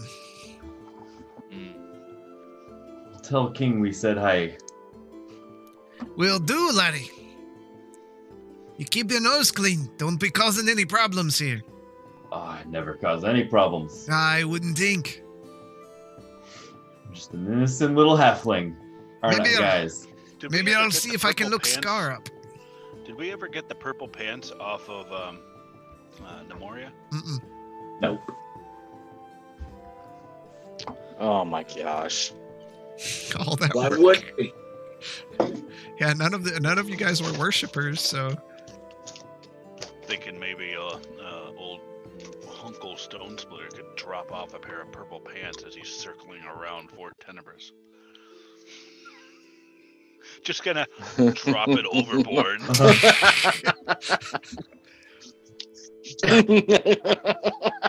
I told Rob to send us a That's good.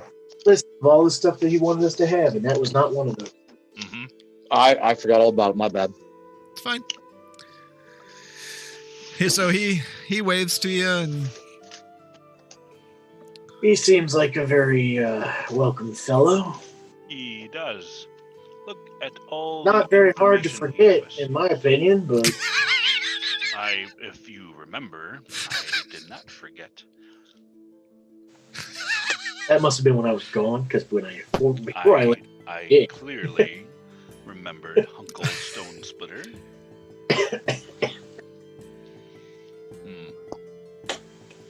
Bit of the amnesia.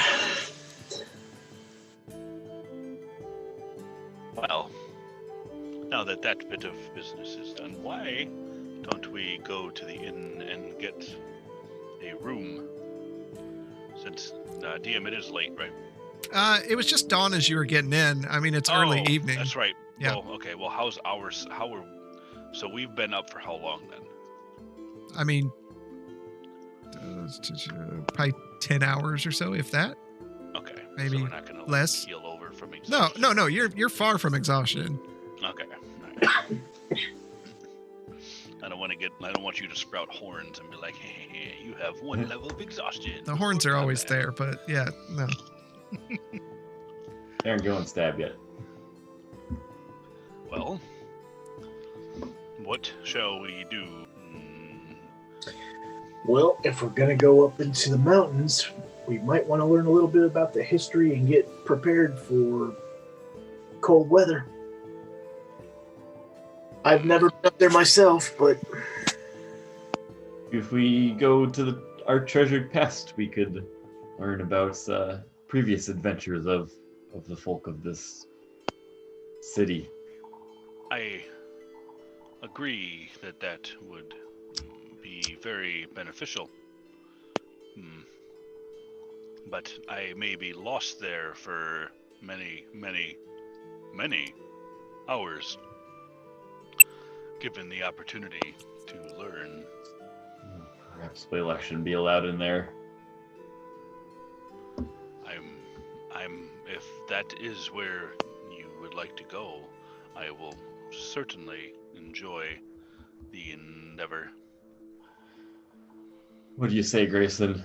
Check that out and then leave Blaylock to fill his mind with the stories of the past. Knowledge. well, maybe if we send them in there with a purpose of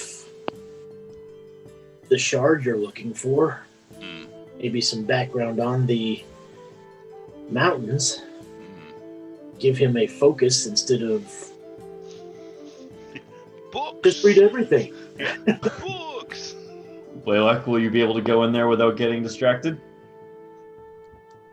I make no guarantees, not having stepped foot in there, but it is easier to seek particular topics out if I have the topics stated with the establishment prior to searching. Yes, I will look for information on the Ice Flame Peaks and the Shard and see what I can come up with. Typically what perils may lay ahead of us in the Ice Flame Peaks. Yes. We can go and get ourselves 2 rooms. 2 rooms? Well, you got to be with somebody. You haven't proved yourself yet. I can handle myself on my own, thank you very much. Again, you haven't proven that yet. I'll just buy my own room then. Zoramir, why don't you go and seek out the tailor and see what the tailor has to offer? Yes, I can do that. We want something that'll keep us nice and toasty warm, right? Correct. I haven't heard much, but I have heard that it is cold.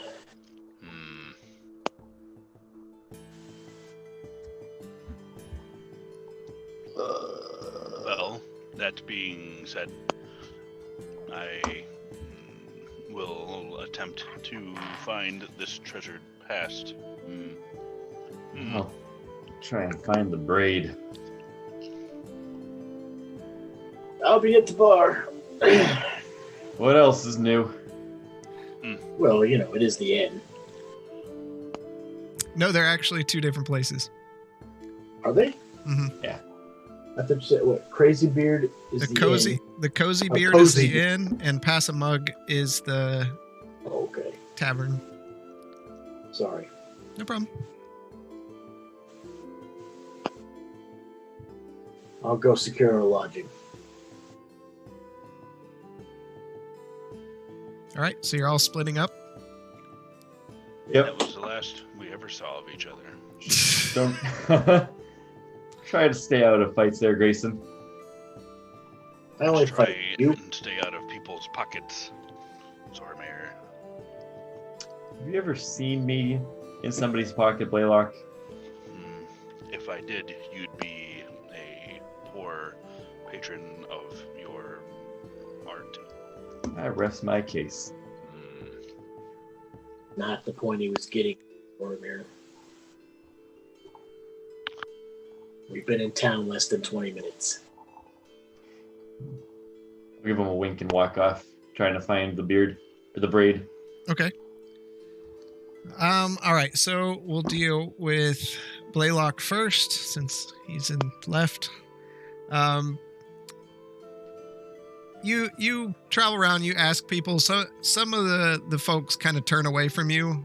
They're not rude to you, but they're not friendly either. But others point you in the way to a place, and you see the sign, Our Treasured Past, on a very ornate looking building, carved into the side of the mountain, large stone pillars raising to the ceiling. You walk up and the doors are closed. That is unfortunate. I mean, can I, well, you say closed or locked? They're closed. Oh, well, I'm going to try and open the doors. As you pull on them, just you can tell they're locked. I break open the door. Okay, well. It is late in the evening. Getting late in the evening, I should say. Yeah. Well, this was not a I'm gonna kind of note where I'm at, and then just kind of take a walk around. I'm gonna take a look at the town around. Okay. I mean, there's no sign with times. He looks to the side, and you can see that they're open. I mean, there's not hours, but morning till dawn, and it's past dawn now. Yep.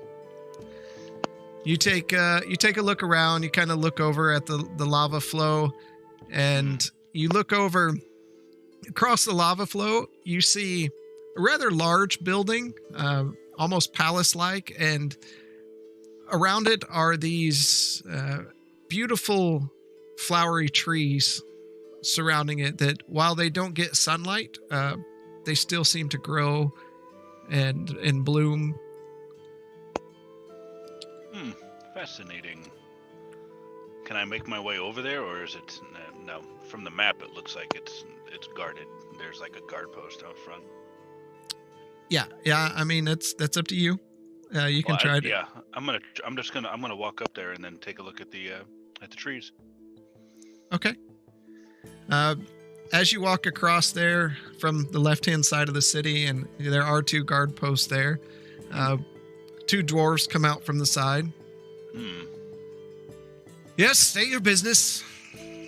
I am new to the city, and am just getting a feel for the sights. Those trees over there are quite fascinating. Yes, they are.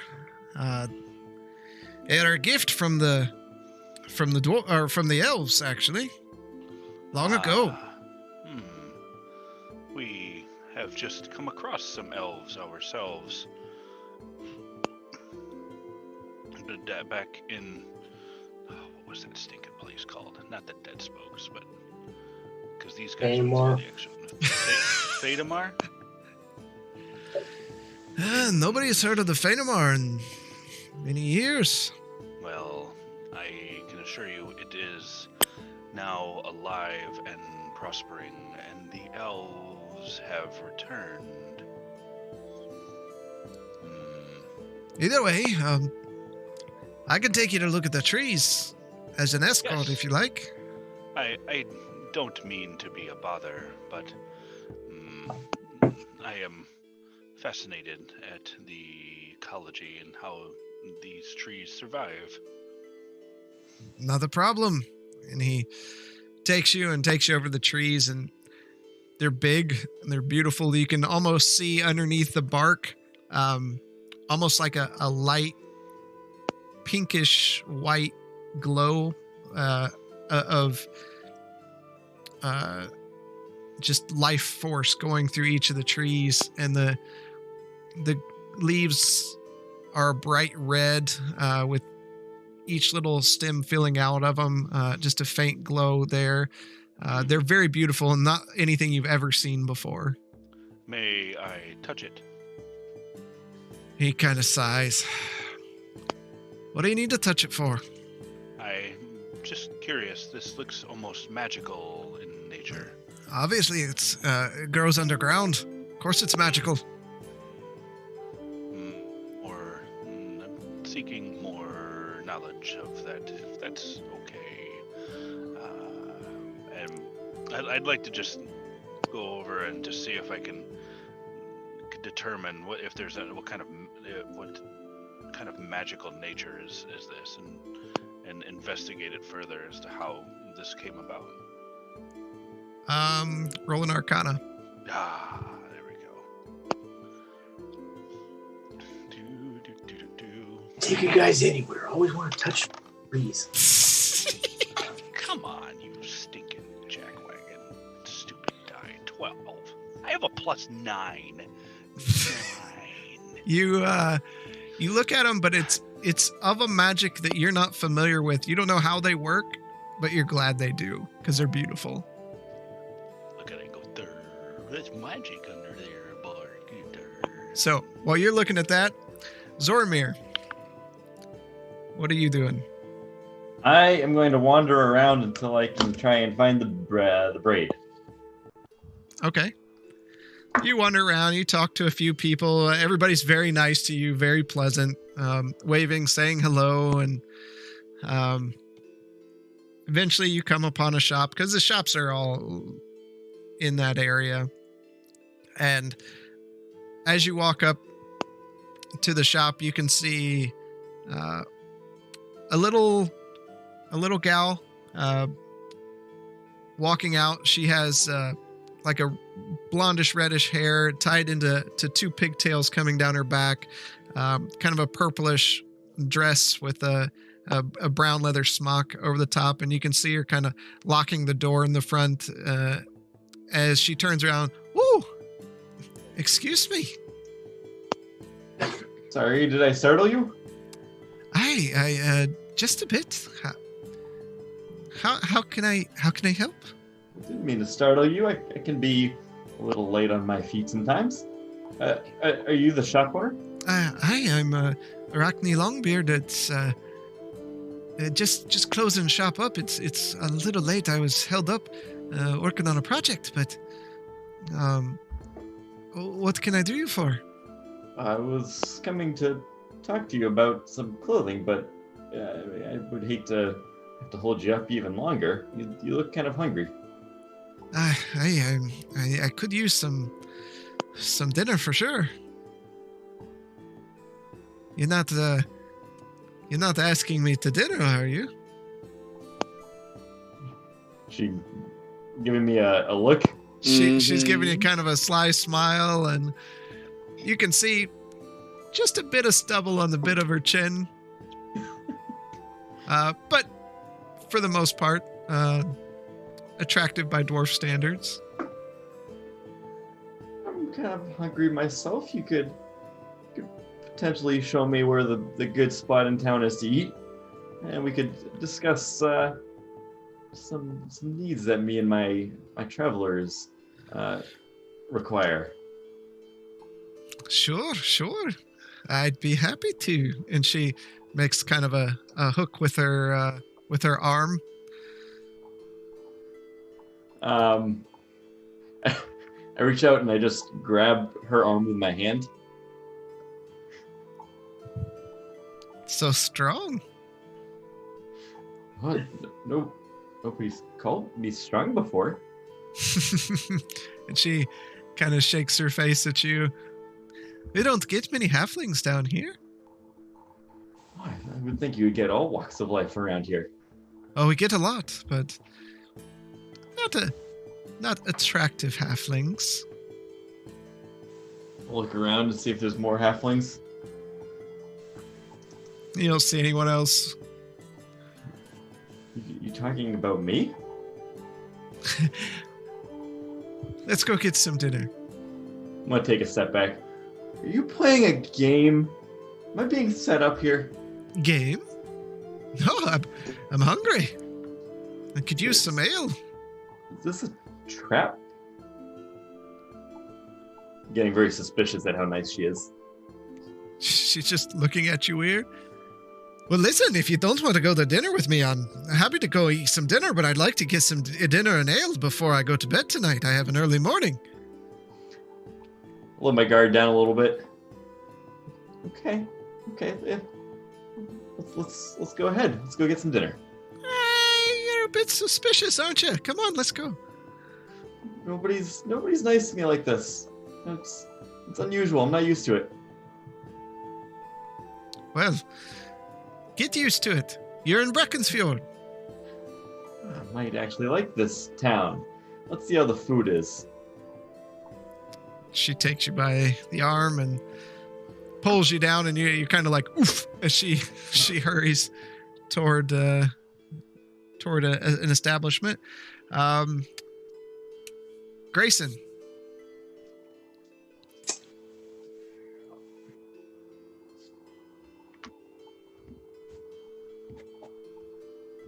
What are you doing?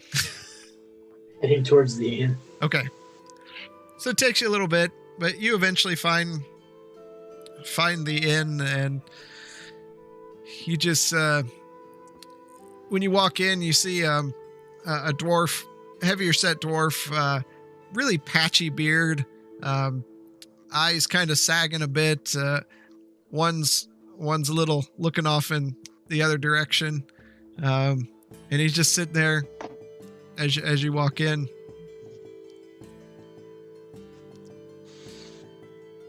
Hello, fine sir.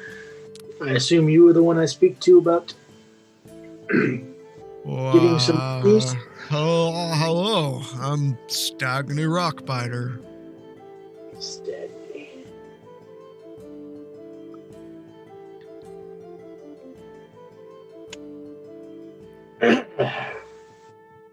So again, I assume you're the one I need to talk to about it.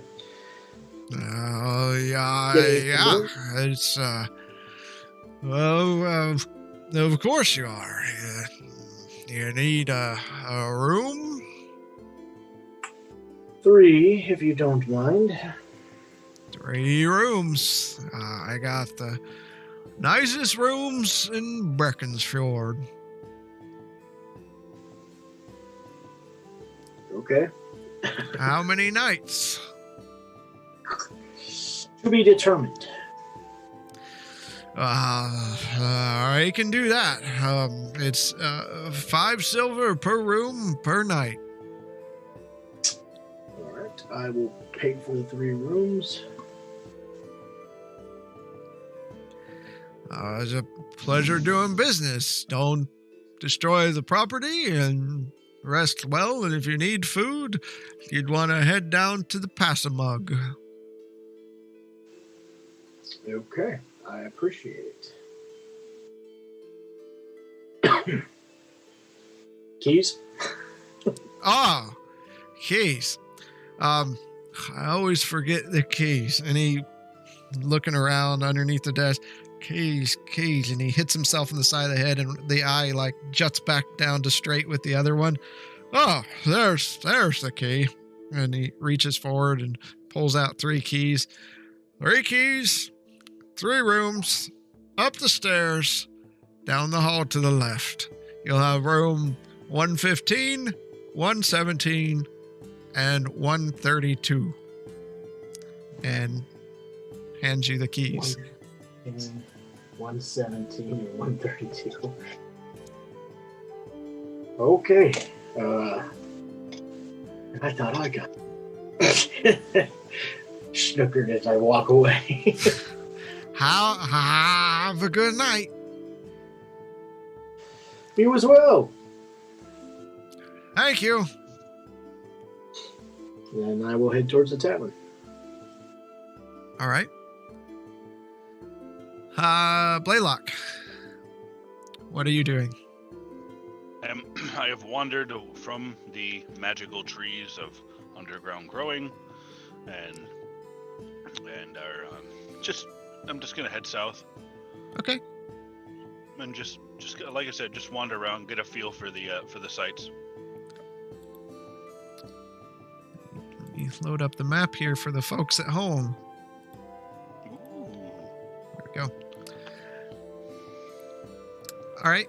So you're taking in the sights. You see guard stations throughout. You see fountains. You see massive statues of dwarves, and a very large one at the end of the lava flow of a dwarf standing there. And where are you headed? I'll go to the statues and start just taking a look at them, and Okay. getting, like I said, just getting a feel for the town. All right. You see 4 well-carved statues of look like dwarves with long beards. All of them a little bit different. All of them holding different weapons, but definitely a remembrance of dwarves from the past. Is there a plaque on there, or no plaques or nameplates? no plaques? Okay. Is there anybody by there? There's people walking about. But no one just standing around or No. looking at it as well? No. Okay. All right, well, I'll keep walking. I'll start making my way back towards the inn. Okay. So you find your way back to the inn and walk inside, and you see dwarf, one eye kind of looking one way, the other looking the other. Hello. Well, You're a big fella. And you are a hairy fellow. It is a pleasure. Pleasure is all mine. What can I help you with?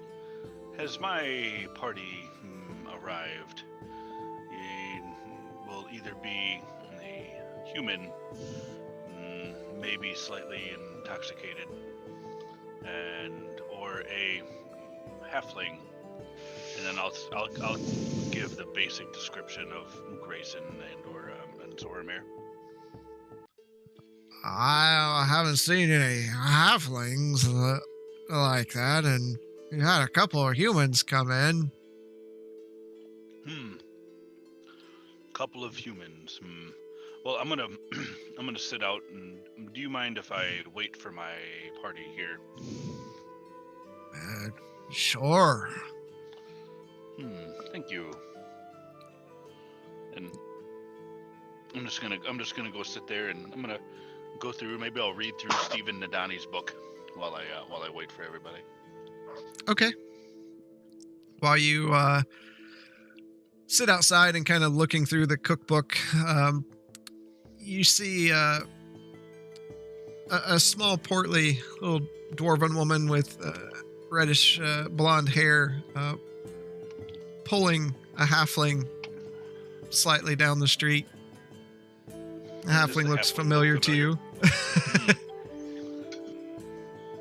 I see. I've met some of my party. I'll be back, and then I'm gonna go over there and try and catch up with the angry dwarf and who's pulling Zoramir. Okay. Zoramir, you see Blaylock walking up to you. Blaylock! Why, Hi. hello, Zoramir. And who is this you've met? This is Cackney Longbeard. Cackney Longbeard. She Rat- runs. That name Cackney. is very familiar. My Wait, name's isn't that Cackney? Rackney. Oh, my R looks You like got a C. stuffings in your ears? Pull the rope out from earlier.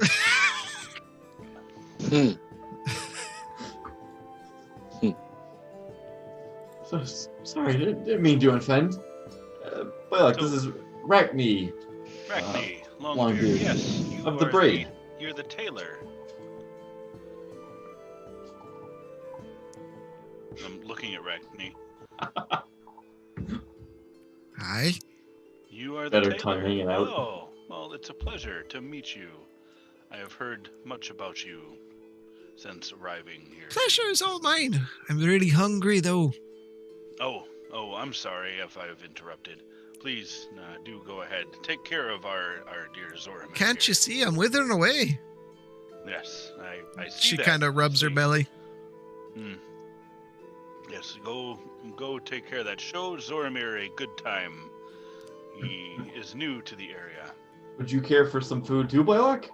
I don't want to be. I don't. Yeah, want to come get some food. Let's go. Enough of this. And she makes a hand third wheel. chomping motion. Let's go. Come on. Yes, I will. Yes. And she pulls you down the street. Grayson, you enter into Pass-a-Mug. It's a fairly full establishment. A lot of people having a good time, cheering and such. And there's a dwarf, no beard, bald head, except for one ponytail that kind of juts up from the top and runs down the back. Kind of a reddish and brown tunic on, cleaning a mug in typical bartender style. Ah, just the man I came to see. You look like it.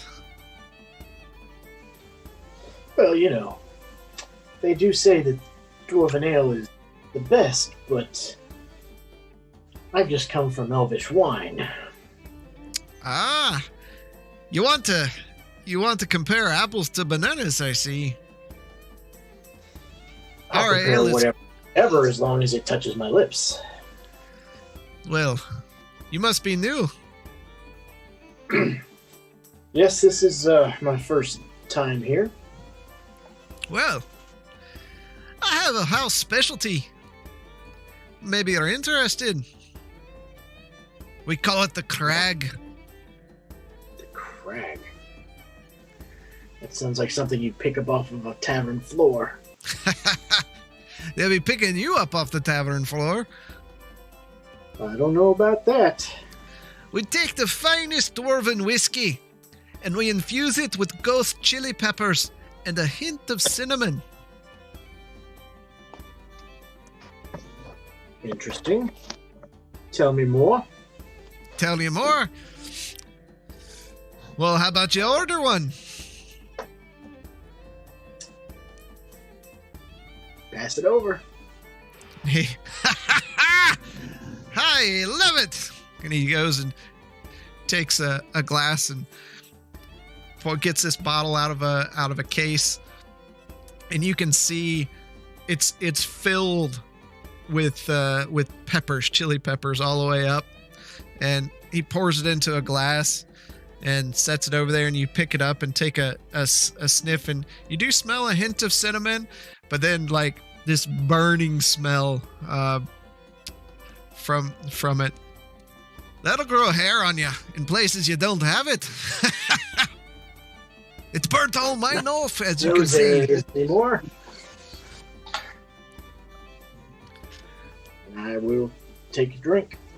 All right, I need you to make a Constitution check. For a single drink? Yeah. 15. You sit there and you take a drink, and it just goes back, and it's actually really smooth going down. And then your eyes get wide, and your face starts turning red, and you start sweating as it just burns and burns. And you're just gripping the glass really tightly and almost breaking the glass as and you gain the you gain the poison condition. Oh. Not in as actual poison, but just the condition of it. Okay. Thought you could take the good stuff. Yeah, you know. Live and learn. How about another? I think I'll go with something a little less aggressive. I'll get you some ale. And Nice. as he runs to get you some ale, you kind of turn and you see Blaylock and Zormir enter with a little dwarven woman, and she sets him at the table and looks up. Randall, I need some food. Bring some ale. And with him, without even turning around, I got you, Arachne. And he sets the ale in front of you. Seems to be well known here. Gush it down to get that taste out of my mouth. The ale is very good. It's somewhat soothing to the burning sensation that's in your mouth. Yeah. Holy shit.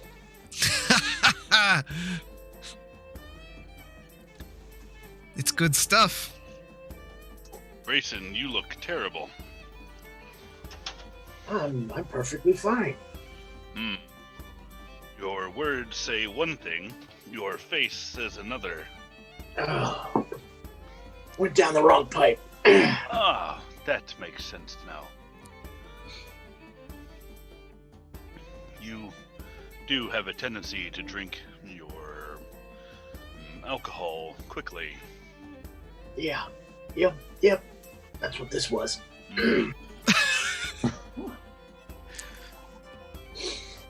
So, yeah, food. You can be okay there, Grayson? I'll be over the table with them. And Randall brings out some various meats and veggies and cheeses and sets them on the table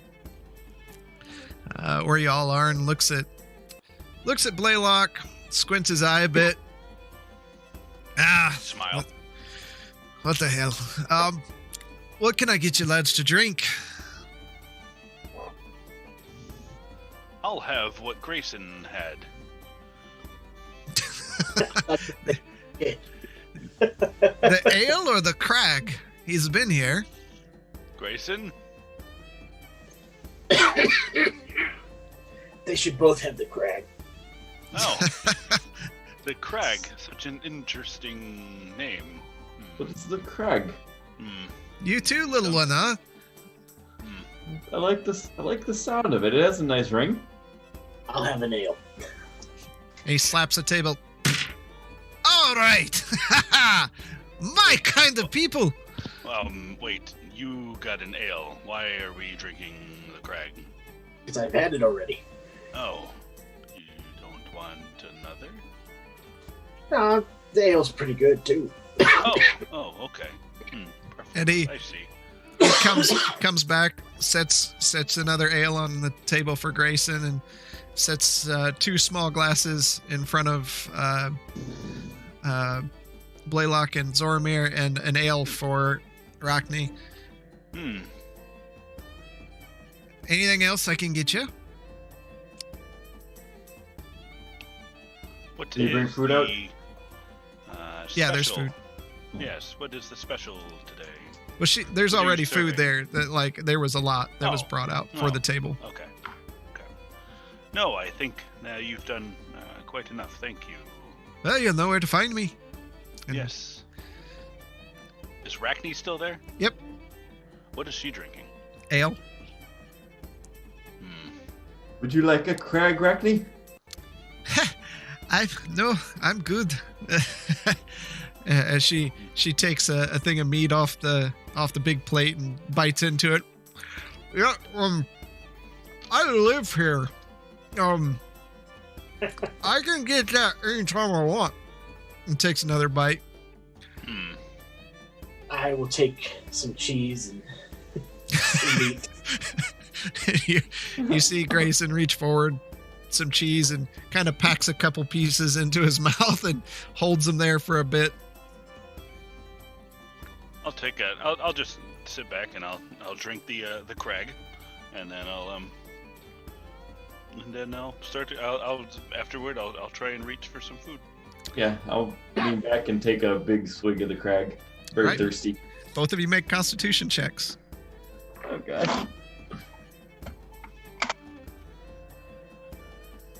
Let's see, 21. 21. Impressive. Wow. So, What Blaylock, you kind of your face freezes for a moment, and you kind of stare down at the food, and then your eyes come up and meet with Grayson's, and a smirk forms across his face, and you just it's good, but it's a lot, but you take it down. Zoromir, on the other hand, you start changing colors and sweating profusely. Your hair just becomes wet, and you begin coughing a bit as you also gain the poison condition. And Ragney looks over at you. That'll grow some hair on your little wiener.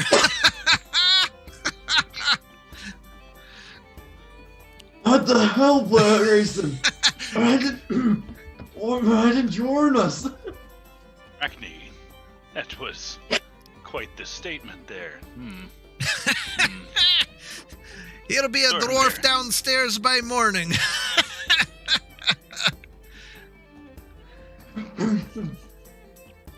I passed my ale over to Zormir. This will help. I grab it, trembling, and start chugging at it. As you lift it up, your hand's shaking and you're spilling ale on yourself, but you just chuck it back as running across the side of your face. Blaylock, you're looking at him and you understand a little bit, but like it's not near as bad as he's making it out to be. I'm gonna use prestidigitation, and I'm gonna kind of clean him up a little bit. Okay. Blaylock waves his hand and all your wet spots from the ale disappear from your clothes. Do I notice in my misery? Oh yeah. Yeah, you notice you got drier.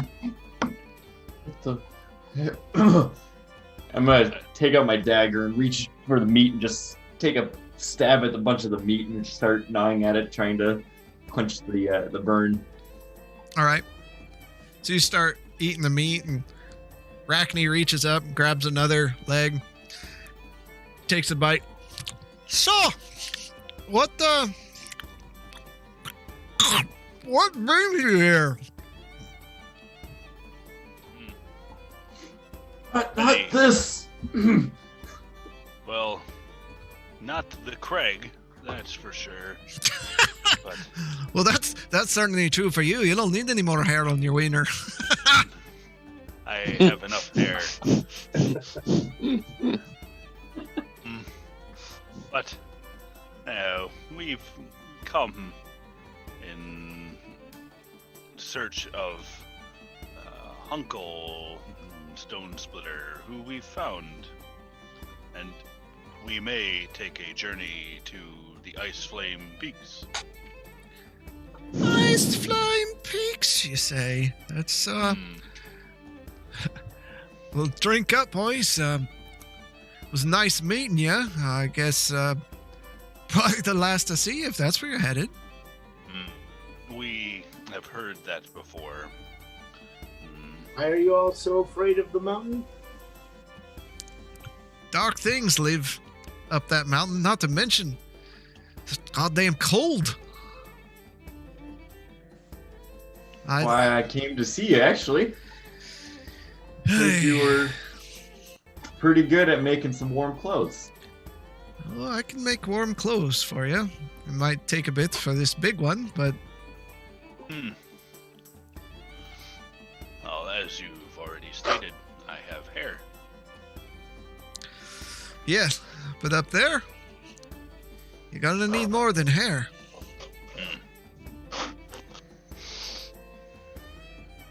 Interesting. I figured you came... Know of the Ice Flame Peaks? It's cold. Dragons have lived there over the years. Dragons? What? I thought the dragons had all disappeared. Not on Drakenvold. She takes another big bite of meat. Sometimes they bother us here in the city. They come in, cause a bunch of problems. Everybody's screaming like babies. But, you know, they never really stay for long. The dragons, are they passing by? Are they stopping? Oh, what? You ever known of a dragon to pass by anything? No. You think they hang out, have some tea? I don't know many dragons. Let me tell you, they don't have tea. And the crag will be the least of your worries. I'm getting a little squirmy in my seat with all the dragon talk. Most of the people come here, they're more interested in the mine. Going on with the mine? Don't you know Breckensfjord? No, today's the first day I've actually been into it. Well, she takes a bite. Let me tell you a story. Takes a big old drink of ale. Breckensfjord was built on the ancient city of Uthmenanon. Long time ago. Earthquake. Probably dragon. This is around the time of Varsith. Main central pillars gave out. Entire area came crashing down. Covered the whole city. Many people died. Well, lava flows, rocks, years. Breckensfjord was built on top of it. So then, the king, King Crag Axholt himself, he said, our people need their history. So, a couple groups got together, began mining in the mine, pulling out artifacts, taking them to our treasures past. Old Hamish takes care of them so that we can remember what's gone on.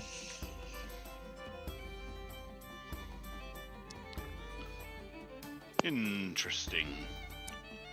So, well, that draws all sorts of peoples. So we have Hamish's group, the Organization of Relic Recovery. You can see those guys, and she points over the side of the room. You see on their arm, you see a big old patch with the R on it. That's the organization. And then you have the Smashers, run by Dirk Firmjaw. You see that one over there? Hammer on the patch on his arm. That's the Smashers. What was the first name again? The Smashers and the what? The Organization of Relic Recovery. Everyone just calls them the Organization. Or just or whatever. Or Who runs them? Who runs that group? Hamish Stone Splitter. A good lad.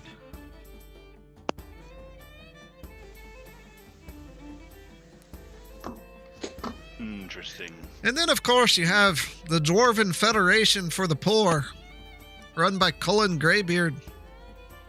You can see their patch. It's got a mountain on it with a bag of gold coins inside the image.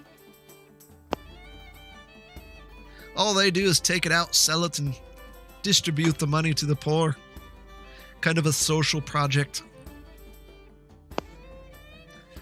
But she takes another big bite. That's what most people are here for. But you see, you got to be careful because the organization, they don't get along with the Smashers. The Smashers are outsiders.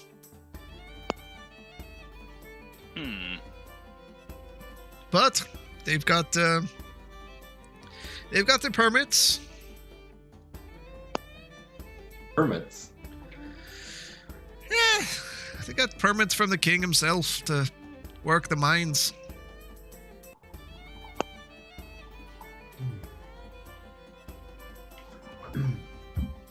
Interesting. I'm definitely going to have to seek them out.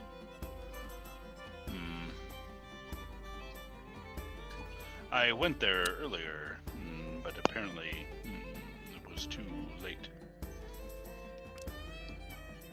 Yes, well, people gotta eat. Yes, our clocks are a little out of sorts. We have traveled hard these past few days. She sets it down, takes a drink of ale, and she looks out the door. Hello, B! I haven't seen him in ages, and jumps up and just runs out the table outside towards someone that's random outside, and you see him just give him a hug and begin walking off down the street. What? Well, I guess we're done with that conversation. That was extremely odd. Yes, that is odd. Did we see the person out there? No, it happened really quick. It was just what you saw was just another dwarf. Oh. Well, gentlemen. Well, I do have rooms, so I hand each one of them a key. You got me in my own room. That's what you said. That was nice of you. Thank you, Grayson. Do the keys have numbers on them? Yeah. Okay. I was gonna say. Thank you for the key. I don't really need it, but it makes it easier. Oh, since you don't even know what room I got you, you're just gonna randomly open doors. An empty room is a room that'll do just fine. Yeah, not sure they're all empty. Well, needless to say, they could be empty very easily. Okay. Seems we're gonna have to be bailing you out of jail. As you, I hope not. Well, you know, we had the conversation, but apparently he has forgotten already. And yes, I'm talking like you're not at the table.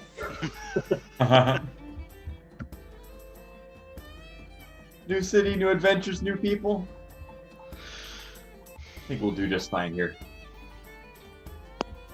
and as you're there talking amongst yourself, you start hearing a commotion on the other side of the tavern. Well, you lads always stealing our stuff. You're not a dwarf. You can't have it. Well, you lads are killing our people. And you see two of the groups get up with the signifying patches on their arms, and they start forming a circle as people appear from different sides of the room. And one of the organization folk throws another one into the your table, and the table turns over, and you're all standing there. What do you want to do? I'm just watching. I'm watching.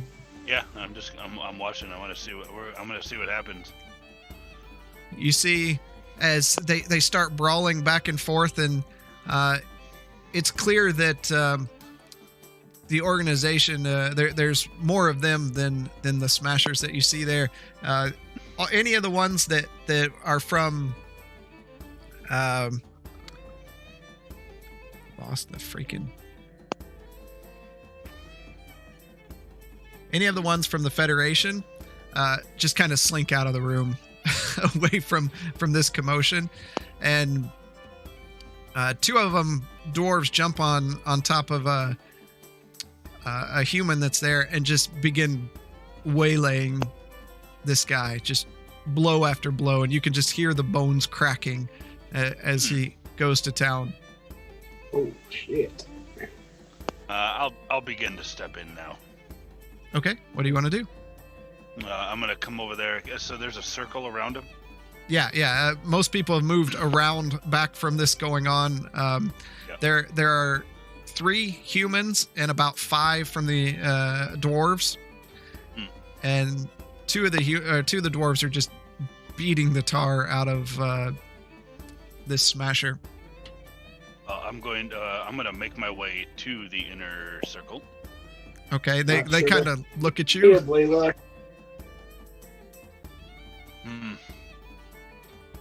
Excuse This is our me. concern.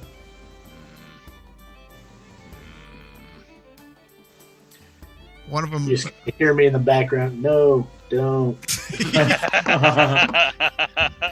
Yep. Super convincing. What are you gonna do, Blaylock? I'm gonna start pulling back dwarves and just try to pull them off of the human. Okay. That's enough.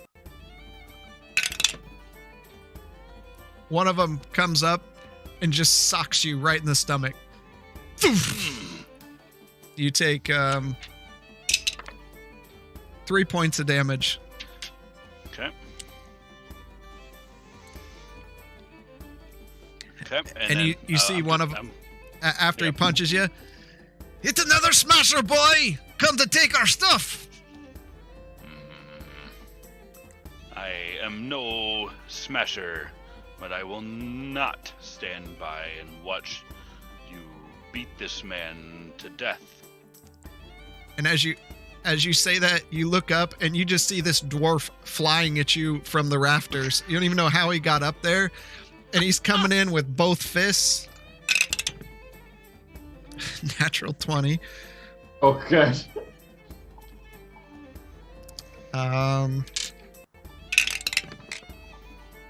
Triple damage. Is that what it was? Triple damage. Okay. You take 15 points of bludgeoning damage. Yep. As he just, both hands right into your face.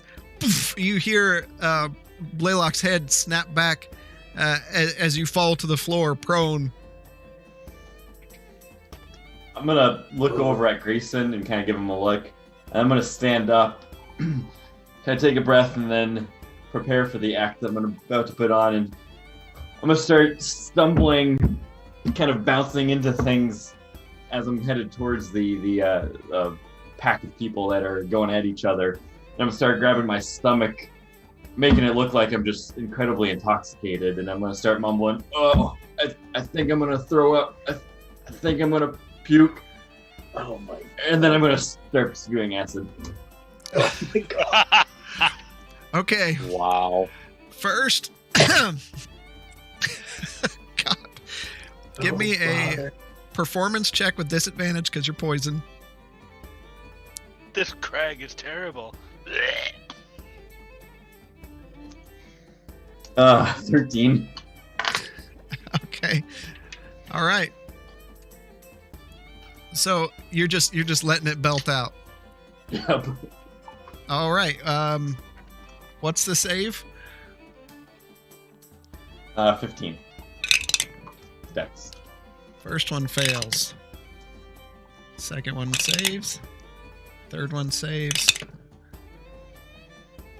Fourth one saves. The smasher fails. The other smasher fails. And Blaylock, go ahead and roll for me. What am I, just DC check? Yep. Whatever it is. Is it Dex or Con. Is Dex? Oh, Dex.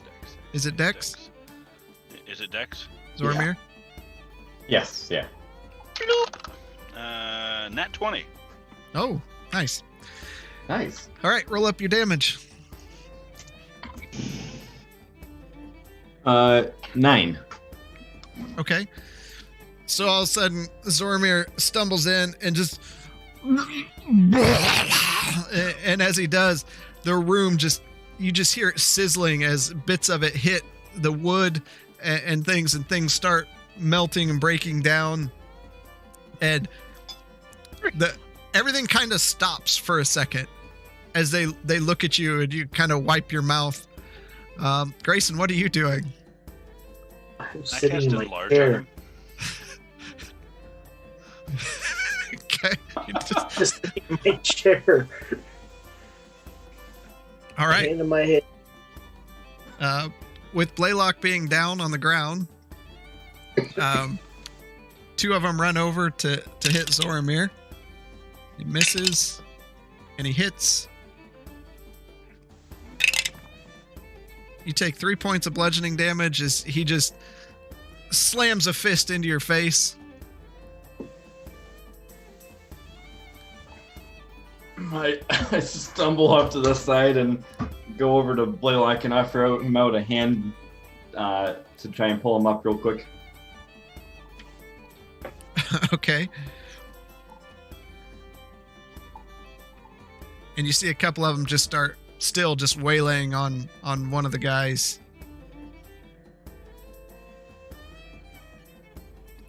Okay, am I standing up? Yep.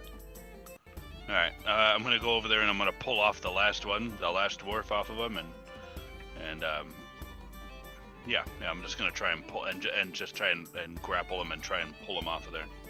Okay. Grayson, make a perception check and let me know what it is. And Blaylock, make a strength check to pull him off.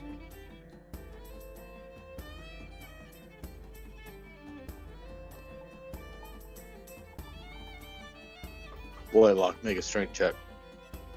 All right, my wife distracted me. Bloop. That's a 22.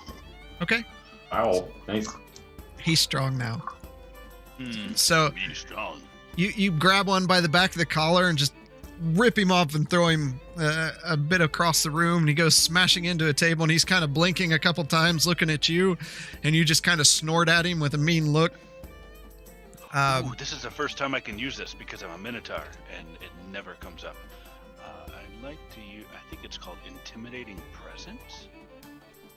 Okay. Ooh. And hold on.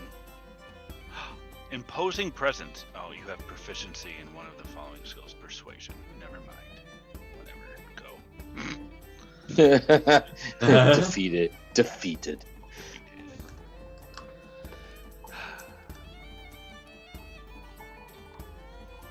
I'm good. Well, you know what? I'll try and use it, and I'm going to try and talk everybody down from this. I was like, this is uncalled for. There's clearly another way to solve this dilemma. That's enough. Roll your persuasion. Oh, charisma. 10. I have like a -3 to charisma.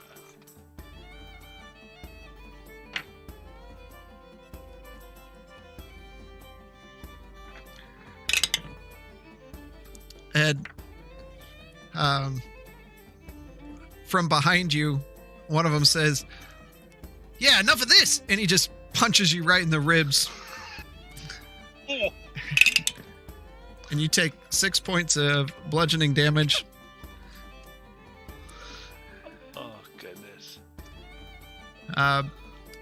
As you see a couple of dwarves dragging one of the smashers out the back door. It seems like these dwarves are popping up out of nowhere, and they start just waylaying you from all sides. Zormir. One misses, and hits. You take 3 points of bludgeoning damage.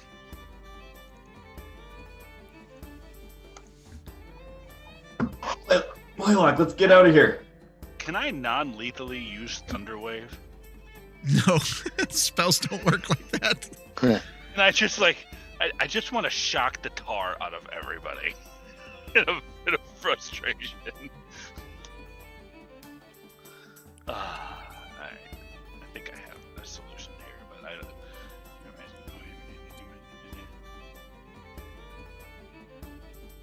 Oh nope, don't want to use that. Wind wall is 3d8 bludgeoning damage if they fail a save. Never mind. Alright, well, we're being pummeled by dwarves. Yep. Alright, I'll get Zormir and I'll nod at him, and then we'll just start barreling our way out of here. Okay. You start kind of pushing them back and throwing as many of them as you can, and you get to about where Grayson's sitting, and he's just smile on his face watching this happen. And you hear heavy footsteps as guards enter the building, and you see a lot of the organization. Everybody starts skittering and running, and they run out the back as the guards snatch hold of all three of you. All three of us? Poor Grayson. And that's where we'll end it for tonight. Couldn't stay out of trouble. Y'all are coming with me. as the guards take all three of you, pull you out of the building. And that's why we're ending for tonight. Uh-huh. Ooh.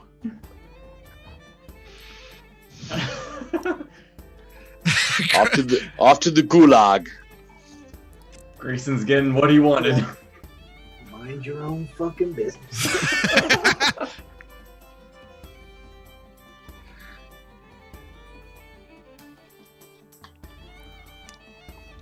And that's what we got. So,